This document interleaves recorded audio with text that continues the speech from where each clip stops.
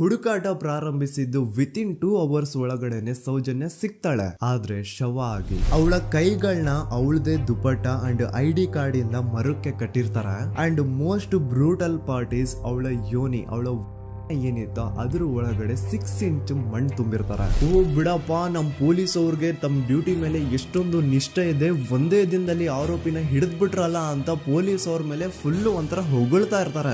ಆದ್ರೆ ಪಾಪ ಜನರಿಗೆ ಎಲ್ಲಿ ಗೊತ್ತಿತ್ತು ಈ ಕೇಸ್ ನ ರಿಯಲ್ ಆರೋಪಿ ಬೇರೆ ಯಾರೋ ಇದಾರೆ, ಪೊಲೀಸ್ ಅವರೇ ಈ ಕೇಸ್ ನ ಮಿಸ್ಲೀಡ್ ಮಾಡೋದಕ್ಕೆ ಸುಮ್ನೆ ಸಂತೋಷ್ನ ಅರೆಸ್ಟ್ ಮಾಡಿದ್ದಾರೆ ಅಂತ. ಪೊಲೀಸ್ ಅವರು ಈ ಕೇಸ್ ಅಲ್ಲಿ ಕರಪ್ಟ್ ಆಗಿದ್ದಾರೆ, ಪೊಲೀಸ್ ಅವರೇ ಸತ್ಯ ಮುಚ್ಚಿಡ್ಲಿಕ್ಕೆ ಟ್ರೈ ಮಾಡ್ತಿದ್ದಾರೆ. ಹಾಗಾಗಿ ಈ ಕೇಸ್ ನ ಇನ್ಮುಂದೆ ಪೊಲೀಸ್ ಅವರಲ್ಲದೆ CBI ಅವರು ಇನ್ವೆಸ್ಟಿಗೇಷನ್ ಮಾಡಬೇಕು, ಈ ಕೇಸ್ ನ CBI ಒಪ್ಸಿ ಅಂತ ಅಗೇನ್ ಪ್ರೊಟೆಸ್ಟ್ ಗಳು ಸ್ಟಾರ್ಟ್ ಆಗ್ತವೆ. ಸೌಜನ್ಯ ಕೇಸ್ ಒಂದೇ ಅಲ್ಲ, ನಾರಾಯಣ ಹಾಗೂ ಯಮುನಾ ಕೇಸಲ್ಲೂ, ವೇದವಲ್ಲಿ ಕೇಸಲ್ಲೂ, ಆ ಬ್ಯಾಂಕ್ ಮ್ಯಾನೇಜರ್ ನ ಕೇಸಲ್ಲೂ ಹಾಗೂ ಪದ್ಮಲತಾ ಕೇಸಲ್ಲೂ ಸೀದಾ ಡೈರೆಕ್ಟ್ ಡೌಟ್ ಬರೋದೆ ಊರಿನ ಗೌಡ್ರ ಮೇಲೆ. ಸೌಜನ್ಯ ಕೇಸ್ ಬಿಟ್ಟು ಆ ಇನ್ನೊಂದು ಕೇಸ್ ಯಾವುದು, ಅದಕ್ಕೂ ಸಂತೋಷ್ಗೂ ಏನ್ ಸಂಬಂಧ, ಅದ್ರಲ್ಲಿ ಯಾಕೆ ಸಂತೋಷ್ನ ಪೊಲೀಸ್ ಅವರು ಫಿಟ್ ಮಾಡಿದ್ರು ಅಂತ ಪ್ರತಿಯೊಂದು ಹೇಳ್ತೀನಿ.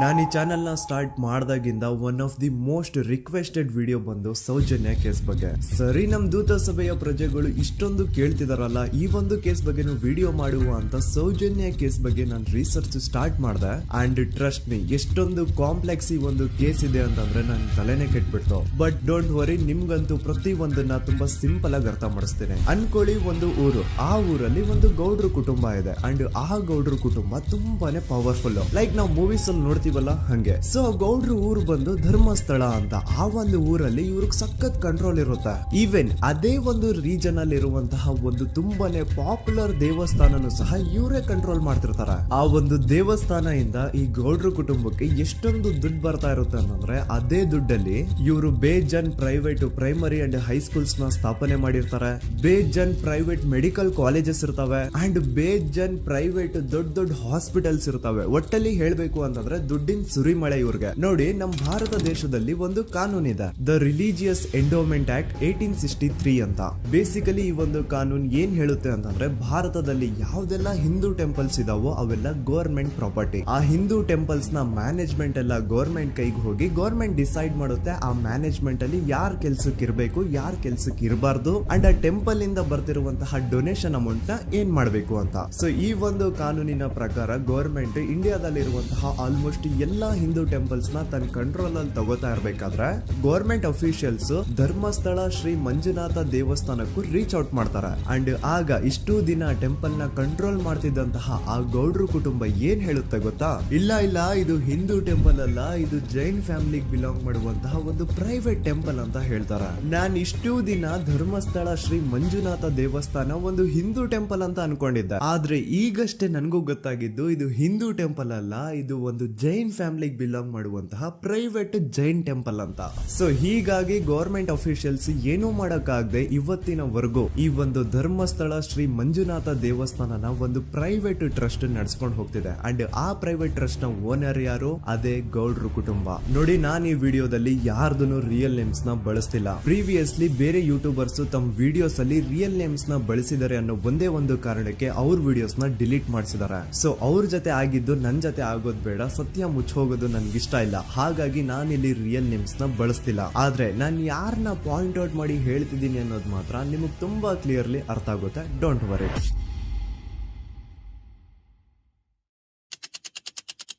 ದಿನಾಂಕ 9/10/2012. A very normal day for everyone except Soujanya. Dharmasthala ಹತ್ರ ಇರುವಂತಹ ಪಂಗಳ್ ಅನ್ನೋ ಒಂದು ಸಣ್ಣ ಹಳ್ಳಿಗೆ ಬಿಲಾಂಗ್ ಮಾಡುವಂತಹ ಸೌಜನ್ಯ ತುಂಬಾನೇ ಒಳ್ಳೆ ಹುಡುಗಿ. SDM ಕಾಲೇಜ್ ಆಫ್ ಉಜ್ರಿಯಲ್ಲಿ 2nd PUC ಓದ್ತಿದ್ದಂತಹ ಇವಳು ತುಂಬಾನೇ ಬ್ರೈಟ್ ಸ್ಟೂಡೆಂಟ್ ಕೂಡ. ಸೊ ಒಂದು ದಿನ ಅಂದ್ರೆ 9 ಅಕ್ಟೋಬರ್ 2012 ಬೆಳಿಗ್ಗೆ 7:30-8 ಗಂಟೆ ಹಾಗೆ ಆಸ್ ಯೂಶುವಲ್ ತನ್ನ ಕಾಲೇಜ್ ಹೋಗೋದಕ್ಕೆ ರೆಡಿ ಆಗ್ತಿರ್ತಾಳೆ. ಅವತ್ತು ಮಂಗಳವಾರದ ದಿನ ಅಂಡ್ ಅವತ್ತು ಲೋಕಲ್ ಫೆಸ್ಟಿವಲ್ ಬೇರೆ ಇರುತ್ತೆ, ಹೊಸ ಅಕ್ಕಿ ಅಂತ. ಈ ಒಂದು ಲೋಕಲ್ ಫೆಸ್ಟಿವಲ್ ದಿನ ಮನೆ ಒಳಗಡೆ ಏನೇ ಅಡುಗೆ ಮಾಡಿದ್ರು ಹೊಸ ಅಕ್ಕಿನೇ ಬಳಸಬೇಕು. ಸೊ ಹೊಸ ಅಕ್ಕಿ ತಂದು ಬ್ರೇಕ್ಫಾಸ್ಟ್ ನ ರೆಡಿ ಮಾಡೋಷ್ಟ್ರಲ್ಲಿ ಸೌಜನ್ಯ ಅವ್ರ ತಾಯಿ ತುಂಬಾ ಲೇಟ್ ಮಾಡ್ತಾರೆ. ಸೊ ಕಾಲೇಜ್ಗೆ ಲೇಟ್ ಆಗ್ತಿದೆ ಅಂತ ಈ ಸೌಜನ್ಯ ಟಿಫಿನ್ ಸಹ ಮಾಡದೆ ಹಾಗೆ ಹೋಗ್ತಾಳೆ. ಅವಳ ತಲೆಯಲ್ಲಿ ಏನಿತ್ತು ಅಂತಂದ್ರೆ, ಹೆಂಗೋ ಇವತ್ತು ಲೋಕಲ್ ಫೆಸ್ಟಿವಲ್ ಬೇರೆ ಇದೆ, ಹಾಗಾಗಿ ಮೇ ಬಿ ಕಾಲೇಜು ಬೇಗ ಬಿಡ್ಬೋದು, ಸೊ ಮಧ್ಯಾಹ್ನ ಡೈರೆಕ್ಟ್ ಮನೆಗೆ ಬಂದು ಊಟ ಬಿಡುವ ಅಂತ ಅವಳು ಅನ್ಕೊಂಡಿರ್ತಾಳೆ. ಆದ್ರೆ ಕಾಲೇಜ್ ಹೋಗಾದ್ಮೇಲೆ ಗೊತ್ತಾಗುತ್ತೆ ಅವತ್ತು ಅವಳಿಗೆ ಸ್ಪೆಷಲ್ ಕ್ಲಾಸಸ್ ಬೇರೆ ಇದೆ ಅಂತ. ಸೌಜನ್ಯ ಬ್ರೇಕ್ಫಾಸ್ಟ್ ಕೂಡ ಮಾಡಿರಲ್ಲ ಅಂಡ್ ಲಂಚ್ ಬಾಕ್ಸ್ ಕೂಡ ತಂದಿರಲ್ಲ. ಹಾಗಾಗಿ ಲಂಚ್ ಟೈಮ್ ಅಲ್ಲಿ ಸೌಜನ್ಯನ ಒಬ್ಳು ಫ್ರೆಂಡ್ ಜಾನ್ವಿ ತಾನ್ ತಂದಿರುವಂತಹ ಲಂಚ್ ಬಾಕ್ಸ್ ಅಲ್ಲಿ ಒಂದಿಷ್ಟು ಲಂಚ್ ನ ಆಫರ್ ಮಾಡ್ತಾಳ. ಆದ್ರೆ ಸೌಜನ್ಯ ಪರವಾಗಿಲ್ಲ ನೀನ್ ತಿನ್ನು, ನಾನ್ ಮನೆಗೆ ಹೋಗ್ಬಿಟ್ಟು ಊಟ ಮಾಡ್ಕೊಂತೀನಿ ಅಂತ ಹೇಳ್ತಾಳ. ಸುಮಾರು ಮಧ್ಯಾಹ್ನದ 3:45ಕ್ಕೆ ಕಾಲೇಜ್ ಬಿಡುತ್ತೆ. ಸೌಜನ್ಯ ಕಾಲೇಜ್ ಇಂದ ಬಸ್ ಅಲ್ಲಿ ಬಂದು ನೇತ್ರಾವತಿ ಬಸ್ ಸ್ಟಾಪ್ ಹತ್ರ ಇಳ್ಕೋತಾಳ. ಅವಳ ಜೊತೆ ಅವಳ ಕ್ಲಾಸ್ ಮೇಟ್ಸ್ ಅಂಡ್ ಫ್ರೆಂಡ್ಸ್ ಎಲ್ಲ ಇರ್ತಾರೆ. ಸೊ ಅವ್ರಿಗೆಲ್ಲ ಬಾಯ್ ಹೇಳ್ಬಿಟ್ಟು ಸೌಜನ್ಯ ತನ್ನ ಮನೆ ಕಡೆಗೆ ಹೊರಡ್ತಾಳ. ನೇತ್ರಾವತಿ ಬಸ್ ಸ್ಟಾಪ್ ಇಂದ ಸೌಜನ್ಯ ಮನೆಗೆ 20 ಮಿನಿಟ್ಸ್ ನ ವಾಕ್ ಇರುತ್ತೆ. ಮ್ಯಾಕ್ಸ್ ಟು ಮ್ಯಾಕ್ಸ್ 30 ಮಿನಿಟ್ ಹಿಡಿಬಹುದು. ಸೊ ಸೌಜನ್ಯ ನಡ್ಕೊಂಡು ಮನೆ ಕಡೆಗೆ ಹೋಗ್ತಾ ಇರ್ತಾಳೆ. ಒಂದ್ ಸ್ವಲ್ಪ ದೂರದಲ್ಲಿ ಪ್ರಕೃತಿ ಹಾಸ್ಪಿಟಲ್ ಅಂತ ಒಂದಿರುತ್ತೆ. ಅಲ್ಲಿನ ಸೆಕ್ಯೂರಿಟಿ ಗಾರ್ಡ್ ಸೌಜನ್ಯ ನಡ್ಕೊಂಡು ಹೋಗ್ತಾ ಇರೋದನ್ನ ನೋಡ್ತಾನೆ ಕೂಡ. ನಂತರ ಸೌಜನ್ಯ ಒಂದು 10 ನಿಮಿಷ ಹಂಗೆ ಮುಂದೆ ನಡ್ಕೊಂಡು ಹೋಗಾದ್ಮೇಲೆ ಸೌಜನ್ಯಗೆ ತನ್ನ ಮಾವ ಸಿಗ್ತಾರ. ಅವರು ಸೌಜನ್ಯನ ನೋಡಿ ಮಾತಾಡಿಸ್ತಾರೆ. ಯಾಕಮ್ಮ ಕಾಲೇಜಿಂದ ಇಷ್ಟು ಲೇಟ್ ಬರ್ತಿದ್ಯಾ ಅಂತ ಕೇಳ್ತಾರೆ. ಆಗ ಸೌಜನ್ಯ ಇಲ್ಲ ಮಾವ, ಕಾಲೇಜಲ್ಲಿ ಸ್ಪೆಷಲ್ ಕ್ಲಾಸ್ ಇತ್ತು ಹಾಗಾಗಿ ಲೇಟ್ ಆಗ್ಬಿಡ್ತು ಅಂತ ಹೇಳಿ ಒಂದೆರಡು ಮಾತಾಡಿಸಿ ನಂತರ ತನ್ನ ಮನೆ ಕಡೆ ತಾನು ಹೊರಡ್ತಾಳ. ಈಗ ಆ ಒಂದು ಪಾಯಿಂಟ್ ಇಂದ ಸೌಜನ್ಯಗೆ ತನ್ನ ಮನೆ ಹೋಗ್ಲಿಕ್ಕೆ 10 ನಿಮಿಷ ಬೇಕು. ಮ್ಯಾಕ್ಸ್ ಟು ಮ್ಯಾಕ್ಸ್ 20 ಮಿನಿಟ್ ಅನ್ಕೊಳ್ಳಿ. 3:45ಕ್ಕೆ ಕಾಲೇಜ್ ಬಿಟ್ರೆ ಅರೌಂಡ್ 4:30ಗೆ ಮನೇಲಿ ಇರ್ಬೇಕಾಗಿದ್ದು ಹುಡುಗಿ 6:30-7 ಗಂಟೆ ಆಗಿದ್ರು ಮನೆಗೆ ಸೇರಿರಲ್ಲ. ಸೊ ಮನೇಲಿ ಸೌಜನ್ಯ ಅವ್ರ ತಾಯಿಗೆ ಟೆನ್ಷನ್ ಸ್ಟಾರ್ಟ್ ಆಗುತ್ತೆ. ಏನಪ್ಪಾ ಈ ಹುಡುಗಿ ಎಷ್ಟೊತ್ತಾದ್ರೂ ಇನ್ನು ಮನೆಗ್ ಬಂದಿಲ್ವಲ್ಲ ಅಂತ. ಸೊ ಅವ್ರೇನ್ ಮಾಡ್ತಾರೆ, ಸೌಜನ್ಯ ಅವ್ರ ತಂದೆ ಕಾಲ್ ಮಾಡ್ಬಿಟ್ಟು ರೀ ಹಿಂಗೆ 3:30-4 ಗಂಟೆಗೆ ಕಾಲೇಜ್ ಇಂದ ಮನೆಗ್ ಬರ್ತಿದ್ದಿದ್ ನಮ್ ಹುಡುಗಿ ಇವತ್ತು 7 ಗಂಟೆ ಆದ್ರೂ ಇನ್ನು ಮನೆಗ್ ಬಂದಿಲ್ಲ, ನೀವು ಸ್ವಲ್ಪ ಬೇಗ ಮನೆಗ್ ಬಂದು ವಿಚಾರಿಸಿ ಅಂತ ಗಾಬ್ರಿಲಿ ಹೇಳ್ತಾರೆ. ಸರಿ ಅಂತ ಸೌಜನ್ಯ ಅವ್ರ ತಂದೆ ಮನೆಗ್ ಬಂದ್ಬಿಟ್ಟು ಸೌಜನ್ಯನ ಫ್ರೆಂಡ್ಸ್ ಕ್ಲಾಸ್ ಮೇಟ್ಸ್ ಯಾರ್ದೆಲ್ಲ ಅವ್ರ ಹತ್ರ ನಂಬರ್ ಇರುತ್ತೋ ಅವ್ರಿಗೆಲ್ಲ ಕಾಲ್ ಮಾಡ್ಬಿಟ್ಟು ಸೌಜನ್ಯ ಬಗ್ಗೆ ಕೇಳ್ತಾರ. ನಮ್ ಹುಡುಗಿ ಏನಾದ್ರು ನಿಮ್ ಮನೆಗ್ ಬಂದಿದ್ದಾಳ ಅಮ್ಮ ಅಂತ. ಆದ್ರೆ ಸೌಜನ್ಯನ ಫ್ರೆಂಡ್ಸ್ ಅಂಡ್ ಕ್ಲಾಸ್ ಮೇಟ್ಸ್ ಎಲ್ಲ ಇಲ್ಲ ಅಂಕಲ್ ನಮ್ಮ ಮನೆಗಂತೂ ಸೌಜನ್ಯ ಏನು ಬಂದಿಲ್ಲ, ಅವಳು ಬಸ್ ಸ್ಟಾಪ್ ಇಂದ ಸೀದಾ ನಿಮ್ ಮನೆ ಕಡೆಗೇನೆ ಹೊರಟ್ಲಲ್ವಾ, ಯಾಕೆ ಇನ್ನೂ ಬಂದಿಲ್ವಾ ಅಂತ ಕೇಳ್ತಾರ.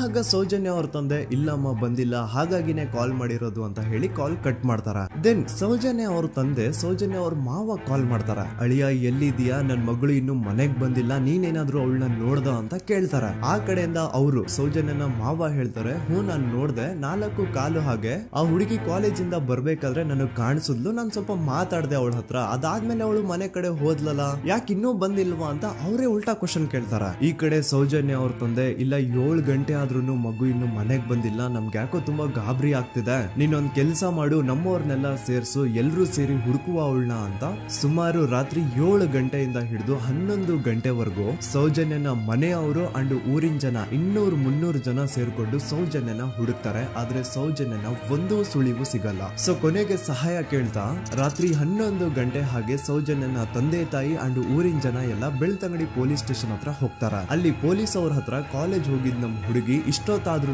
ಇನ್ನು ಮನೆಗ್ ಬಂದಿಲ್ಲ, ಎಷ್ಟು ಹುಡುಕಿದ್ರು ಸಿಗ್ತಾ ಇಲ್ಲ, ಸೊ ಪ್ಲೀಸ್ ಒಂದು ಮಿಸ್ಸಿಂಗ್ ರಿಪೋರ್ಟ್ ನ ಫೈಲ್ ಮಾಡಿ ನಮ್ ಹುಡುಗಿನ ಹುಡುಕೊಡಿ ಅಂತ ಕೇಳ್ಕೊತಾರ. ಆದ್ರೆ ಪೊಲೀಸ್ ಅವರು ಒಪ್ಪಲ್ಲ. ಇಲ್ಲ ಯಾವುದೇ ಪರ್ಸನ್ ಮಿಸ್ಸಿಂಗ್ ಆದ್ರೆ ಆಫ್ಟರ್ 24 ಅವರ್ಸ್ ಆದ್ಮೇಲೆ ರಿಪೋರ್ಟ್ ಫೈಲ್ ಮಾಡಕ್ಕಾಗೋದು. ಸೊ ನೀವ್ ಒಂದ್ ಕೆಲ್ಸ ಮಾಡಿ, ಈಗ ಮನೆಗ್ ಹೋಗಿ ನಾಳೆ ಬೆಳಿಗ್ಗೆವರೆಗೂ ನೋಡಿ, ನಾಳೆ ಬೆಳಿಗ್ಗೆವರೆಗೂ ನಿಮ್ ಮಗಳು ನಿಮ್ ಮನೆಗ್ ಬಂದಿಲ್ಲ ಅಂತಂದ್ರೆ ಆಗ ಬಂದ್ಬಿಟ್ಟು ಮಿಸ್ಸಿಂಗ್ ರಿಪೋರ್ಟ್ ನ ಫೈಲ್ ಮಾಡಿಸಿ ಅಂತ ಹೇಳಿ ಕಳಿಸ್ತಾರ.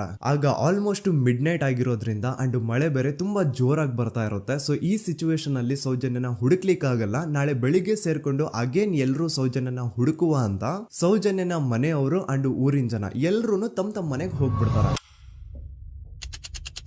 ನೆಕ್ಸ್ಟ್ ದಿನ ಅಂದ್ರೆ 10 ಅಕ್ಟೋಬರ್ 2012 ಬುಧವಾರದ ದಿನ ಬೆಳಿಗ್ಗೆ 10 ಗಂಟೆ ಹಾಗೆ ಸೌಜನ್ಯನ ಮನೆಯವರು ಅಂಡ್ ಊರಿನ 200-300 ಜನ ಸೇರ್ಕೊಂಡು ಅಗೇನ್ ಸೌಜನ್ಯಗೋಸ್ಕರ ಹುಡುಕಾಟ ಸ್ಟಾರ್ಟ್ ಮಾಡ್ತಾರ. ಹುಡುಕಾಟ ಪ್ರಾರಂಭಿಸಿದ್ದು ವಿತಿನ್ 2 ಅವರ್ಸ್ ಒಳಗಡೆನೆ ಸೌಜನ್ಯ ಸಿಗ್ತಾಳೆ. ಆದ್ರೆ ಶವ ಆಗಿ ಆ 200-300 ಊರಿನ ಜನ ಎಲ್ಲ ಸೇರ್ಕೊಂಡು ಏನ್ ಸೌಜನ್ಯನ ಹುಡುಕ್ತಾ ಇದ್ರು ಅದರಲ್ಲಿ ಯಾರೋ ಒಬ್ರಿಗೆ ಸೌಜನ್ಯನ ಮನೆಯಿಂದ ಕೇವಲ 10 ನಿಮಿಷ ದೂರದಲ್ಲಿರುವಂತಹ ಒಂದು ಹಳ್ಳನ ದಡದಲ್ಲಿ ಸೌಜನ್ಯನ ಮೃತದೇಹ ಸಿಗುತ್ತಾ. ಈಗ ಸತ್ತಿರುವಂತಹ ಸೌಜನ್ಯನ ಡೆಡ್ ಬಾಡಿ ಯಾವ ಒಂದು ಕಂಡೀಷನ್ ಅಲ್ಲಿ ಇತ್ತು ಅಂತ ಹೇಳ್ತೀನಿ, ಸ್ವಲ್ಪ ಗಮನ ಇಟ್ಟು ಕೇಳಿಸ್ಕೊಳ್ಳಿ. ಅವಳ ಕೈಗಳನ್ನ ಅವಳದೇ ದುಪಟ್ಟ ಅಂಡ್ ID ಕಾರ್ಡ್ ಇಂದ ಮರಕ್ಕೆ ಕಟ್ಟಿರ್ತಾರ. ಅವಳ ಬಾಡಿ ಎಲ್ಲ ನೇಕೆಡ್ ಇರುತ್ತೆ, ಮೈ ಮೇಲೆ ಸರಿಯಾದ ಬಟ್ಟೆ ಇರಲ್ಲ, ಮೈ ಮೇಲೆ ಮಲ್ಟಿಪಲ್ ಕಟ್ ಮಾರ್ಕ್ಸ್ ಇರುತ್ತೆ, ತುಂಬಾ ಜೋರಾಗಿ ಹೊಡೆದಿರುವಂತಹ ಗಾಯಗಳು ಮೈ ಮೇಲೆ ಎದ್ದು ಕಾಣಿಸ್ತಿರ್ತವೆ. ಅವಳ ರಿಪ್ಸ್ ಎದೆ ಭಾಗದ ಮೂಳೆಗಳೆಲ್ಲ ಮುರಿದು ಹೋಗ್ಬಿಟ್ಟಿರ್ತವೆ. And most brutal part is ಅವಳ ಯೋನಿ, ಅವಳ ಏನಿತ್ತು ಅದ್ರ ಒಳಗಡೆ 6 ಇಂಚ್ ಮಣ್ಣು ತುಂಬಿರ್ತಾರ. ಆ ಬಾಡಿ ಕಂಡೀಷನ್ ನ ನೋಡಿದಾದ್ಮೇಲೆ ಒಂದಂತೂ ತುಂಬಾ ಕ್ಲಿಯರ್ ಆಗಿ ಅರ್ಥ ಆಗುತ್ತೆ, ಅವಳನ್ನ ಯಾರೋ ತುಂಬಾ ಫೋರ್ಸ್ಫುಲಿ ಮಾಡಿ ನಂತರ ನಿರ್ದಯವಾಗಿ ಸಾಯಿಸಿದ್ದಾರೆ ಅಂತ. ಇಲ್ಲಿ ಕ್ರಿಮಿನಲ್ಸ್ ನ ಬುದ್ಧಿವಂತಿಕೆ ನೋಡಿ ಪೊಲೀಸ್ ಅವ್ರಿಗೆ ಏನೂ ಸುಳಿವು ಸಿಗ್ಬಾರ್ದು ಅಂತ ಅವಳ ಯೋನಿ ಒಳಗಡೆ 6 ಇಂಚ್ ಅಷ್ಟು ಮಣ್ಣು ತುಂಬ ಹೋಗಿರ್ತಾರೆ. ಸೊ ದೆನ್ ಪೊಲೀಸ್ ಅವ್ರಿಗೆ ವಿಷಯ ಗೊತ್ತಾಗುತ್ತೆ. ಅವರು ಸ್ಪಾಟ್ ಗೆ ಬಂದು ಸೌಜನ್ಯನ ಬಾಡಿನ ರಿಕವರ್ ಮಾಡಿ ಆ ಒಂದು ಸ್ಪಾಟ್ ನ ಕಂಪ್ಲೀಟ್ ಸೀಸ್ ಮಾಡ್ತಾರೆ. ಒಬ್ಳು ಸಾಮಾನ್ಯ ಮಿಡಲ್ ಕ್ಲಾಸ್ ಹುಡುಗಿ, ಒಬ್ಳು ವೆರಿ ಬ್ರೈಟ್ ಸ್ಟೂಡೆಂಟ್ ನ ಈ ಮಟ್ಟಿಗೆ ಇಷ್ಟು ನಿರ್ದಯವಾಗಿ ಸಾಯಿಸಿರೋದು ಯಾರು? ಇನ್ ಕೇಸ್ ಏನಾದ್ರೂ ಈ ಕ್ರೈಮ್ ಮಾಡಿದವನು ಸಿಕ್ಕಿ ಬಿದ್ರೆ ಅವನ್ನ ಸುಮ್ನೆ ಬಿಡಬಾರ್ದು ಅಂತ ಜನ ಆಕ್ರೋಶ ವ್ಯಕ್ತಪಡಿಸ್ತಾರೆ. ಅಂಡ್ ಗೆಸ್ ವಾಟ್, ನಮ್ ಪೊಲೀಸ್ ಅವರು ಇಷ್ಟೊಂದು ಫಾಸ್ಟ್ ಆಗಿ ಇನ್ವೆಸ್ಟಿಗೇಷನ್ ಕಂಪ್ಲೀಟ್ ಮಾಡ್ತಾರೆ ಅಂತ ನಾನಂತೂ ಎಕ್ಸ್ಪೆಕ್ಟ್ ಮಾಡಿರ್ಲಿಲ್ಲ. ಅಂಡ್ ಈವನ್ ಈ ಒಂದು ವಿಷಯದಿಂದ ಊರಿನ ಜನನು ಶಾಕ್ ಆಗ್ತಾರೆ. ಸೌಜನ್ಯ ಬಾಡಿ ಸಿಕ್ಕಿದ್ದ ನೆಕ್ಸ್ಟ್ ದಿನ ಅಂದ್ರೆ 11 ಅಕ್ಟೋಬರ್ 2012 ಸಂಜೆ 5 ಗಂಟೆ ಹಾಗೆ ಯಾರು ಸೌಜನ್ಯನ ಮರ್ಡರ್ ಮಾಡಿದ್ನೋ ಆ ಕ್ರಿಮಿನಲ್ ಕೂಡ ಸಿಕ್ಕಿ ಬೀಳ್ತಾನೆ. ಈಗ ನೀವು ಥಿಂಕ್ ಮಾಡ್ಬೋದು, ಸೌಜನ್ಯನ ಯಾರು ಮರ್ಡರ್ ಮಾಡಿದ್ರು ಅಂಡ್ ಯಾರ ಕ್ರೈಮ್ ನ ಮಾಡಿದ್ರು ಅವನು ನೆಕ್ಸ್ಟ್ ದಿನಾನೇ ಸಿಕ್ಕಿ ಬಿದ್ದ. ಹಾಗಿದ್ರೆ ಈ ಕೇಸ್ ಯಾವಾಗ್ಲೂ ಕ್ಲೋಸ್ ಆಗ್ಬಿಡ್ಬೇಕಿತ್ತು. ಆದ್ರೂ ಸ್ಟಿಲ್ ಇವತ್ತಿನ ದಿನವರೆಗೂ ಯಾಕೆ ಈ ಕೇಸ್ ಪದೇ ಪದೇ ನ್ಯೂಸ್ ಅಲ್ಲಿ ಬರುತ್ತೆ ಅಂದ್ರೆ, ನಮ್ ದೂತ ಸಭೆಯ ಪ್ರಜೆಗಳೇ ರೆಡಿ ಆಗಿ, ಆರೋಪಿ ಸಿಕ್ಕಾದ್ಮೇಲೆ ಈ ಕೇಸು ಕ್ಲೋಸ್ ಆಗಿಲ್ಲ. ಆಕ್ಚುಲಿ ಈ ಕೇಸು ಓಪನ್ ಆಗಿದ್ದೆ ಈಗ. ನೋಡಿ, ಸೌಜನ್ಯನ ಬಾಡಿ ಸಿಕ್ಕಿದ್ದು ನೆಕ್ಸ್ಟ್ ದಿನ ಅಂದ್ರೆ 11 ಅಕ್ಟೋಬರ್ 2012. PSI ಯೋಗೇಶ್ ಅವರು ಯಾರನ್ನ ಈ ಕೇಸಲ್ಲಿ ಅರೆಸ್ಟ್ ಮಾಡಿದ್ರು ಅಂದ್ರೆ ಆತನ ಹೆಸರು ಬಂದು ಸಂತೋಷ್ ರಾವ್. 28-29 ವಯಸ್ಸಿರುವಂತಹ Santosh Rao first of all ಧರ್ಮಸ್ಥಳದವನು ಅಲ್ವೇ ಅಲ್ಲ, ಅವನು ಶೃಂಗೇರಿ. ಅವನು ಸಂತೋಷ್ ರಾವ್ ನ ತಂದೆ ಸ್ಕೂಲ್ ಟೀಚರ್ ಅಂಡ್ ತಾಯಿ ಹೌಸ್ ವೈಫ್. ಸಂತೋಷ್ ಮೊದ್ಲಿಂದನೂ ಒಂದ್ ಸ್ವಲ್ಪ ಮೆಂಟಲಿ ಇಲ್ಲಿರೋದ್ರಿಂದ ಅವನಿಗೆ ವಿದ್ಯೆ ಬರಹ ಅನ್ನೋದು ತಲೆಗೆ ಹೋಗಿರಲ್ಲ. ಹಾಗಾಗಿ ಅವನು ಶೃಂಗೇರಿಯಲ್ಲಿ ಒಂದು ಹೋಟೆಲ್ ಅಲ್ಲಿ ಕೆಲಸ ಮಾಡ್ತಿರ್ತಾನೆ. ಮೆಂಟಲಿ ಅನ್ಸ್ಟೇಬಲ್ ಇದ್ರೂ ಸಹ ಈತನಿಗೆ ದೇವ್ರ ಮೇಲೆ ಬಹಳ ನಂಬಿಕೆ ಇರುತ್ತೆ. ಹಾಗಾಗಿ ತಿಂಗಳಿಗೆ ಒಮ್ಮೆ ಆದ್ರೂ, ಅಟ್ಲೀಸ್ಟ್ 2 ತಿಂಗಳಿಗೆ ಒಮ್ಮೆ ಆದ್ರೂ ಈತ ಯಾವ್ದಾದ್ರು ಒಂದು ಪುಣ್ಯಕ್ಷೇತ್ರಕ್ಕೆ ವಿಸಿಟ್ ಮಾಡಿ ಬರ್ತಿರ್ತಾನೆ. ಹಾಗೇನೆ ಈ ಸತಿನೂ ಸಹ ಈತ ಧರ್ಮಸ್ಥಳಕ್ಕೆ ಬಂದಿರ್ತಾನೆ. ಇವನು ಧರ್ಮಸ್ಥಳಕ್ಕೆ ಬಂದಿದ್ದು ದಿನಾಂಕ 9 ಅಕ್ಟೋಬರ್ 2012. ಈ ದಿನಾಂಕನ ಸ್ವಲ್ಪ ನೋಟ್ ಮಾಡಿ ಇಟ್ಕೊಳ್ಳಿ, ಯಾಕಂತಂದ್ರೆ ಮುಂದೆ ಈ ಕೇಸಲ್ಲಿ ಇದೇ ಮೇಜರ್ ಟರ್ನಿಂಗ್ ಪಾಯಿಂಟ್. ಸೊ ಸೌಜನ್ಯನ ಡೆತ್ ಆಗಿಂತ ಒಂದು ದಿನ ಹಿಂದೆ ಧರ್ಮಸ್ಥಳಕ್ಕೆ ಬಂದಿರುವಂತಹ ಸಂತೋಷ್ ರಾವ್ಗೆ ಎಲ್ಲೂ ಉಳ್ಕೊಳ್ಳಿಕ್ಕೆ ಹೋಟೆಲ್ ಅಲ್ಲಿ ಅಥವಾ ಲಾಡ್ಜ್ ಅಲ್ಲಿ ರೂಮ್ ಸಿಗಲ್ಲ. ರೀಸನ್ ಇಷ್ಟೇ, ಸಂತೋಷ್ ರಾವ್ ನೋಡ್ಲಿಕ್ಕೆ ಸ್ವಲ್ಪ ಮೆಂಟಲಿ ಅನ್ಸ್ಟೇಬಲ್ ಪರ್ಸನ್ ತರ ಇರ್ತಾನೆ. ಅವನ ಅವತಾರ, ಅವನ ವೇಷಭೂಷಣ ಅಷ್ಟು ಸರಿ ಇರಲ್ಲ. ಹಾಗಾಗಿ ಇವನ್ಗೆ ಯಾವುದೇ ಒಂದು ಹೋಟೆಲ್ ಅಲ್ಲಿ ಅಥವಾ ಲಾಡ್ಜ್ ಅಲ್ಲಿ ಎಲ್ಲಿನೂ ರೂಮ್ ಸಿಗಲ್ಲ. ಸೊ ಉಳ್ಕೊಳ್ಳೋಕೆ ಜಾಗ ಸಿಗದೆ ಇವನೇನ್ ಮಾಡ್ತಾನೆ, ಅಲ್ಲೇ ಹತ್ರದಲ್ಲಿರುವಂತಹ ಬಾಹುಬಲಿ ಬೆಟ್ಟಕ್ಕೆ ಹೋಗಿ ಅಲ್ಲಿರುವಂತಹ ಬಾಹುಬಲಿ ಸ್ಟ್ಯಾಚು ಹತ್ರನೇ ಆಶ್ರಯ ತಗೊಳ್ತಾನೆ. ಅಂಡ್ 1-2 ದಿನ ಅವನು ಅಲ್ಲೇ ಉಳ್ಕೋತಾನೆ ಕೂಡ. ಡೇ ಟೈಮ್ ಅಲ್ಲಿ ಧರ್ಮಸ್ಥಳಕ್ಕೆ ಬಂದು ಧರ್ಮಸ್ಥಳ ಶ್ರೀ ಮಂಜುನಾಥ ದೇವಸ್ಥಾನದಲ್ಲಿದ್ದು ಅಲ್ಲೇ ಪ್ರಸಾದ ಊಟ ಎಲ್ಲ ಮಾಡಿ ನಂತರ ನೈಟ್ ಆಗ್ತಿದ್ದಂಗೆ ಬಾಹುಬಲಿ ಬೆಟ್ಟಕ್ಕೆ ಹೋಗಿ ಆ ಸ್ಟ್ಯಾಚು ಹತ್ರನೇ ಮಲ್ಕೊಳ್ತಿರ್ತಾನೆ.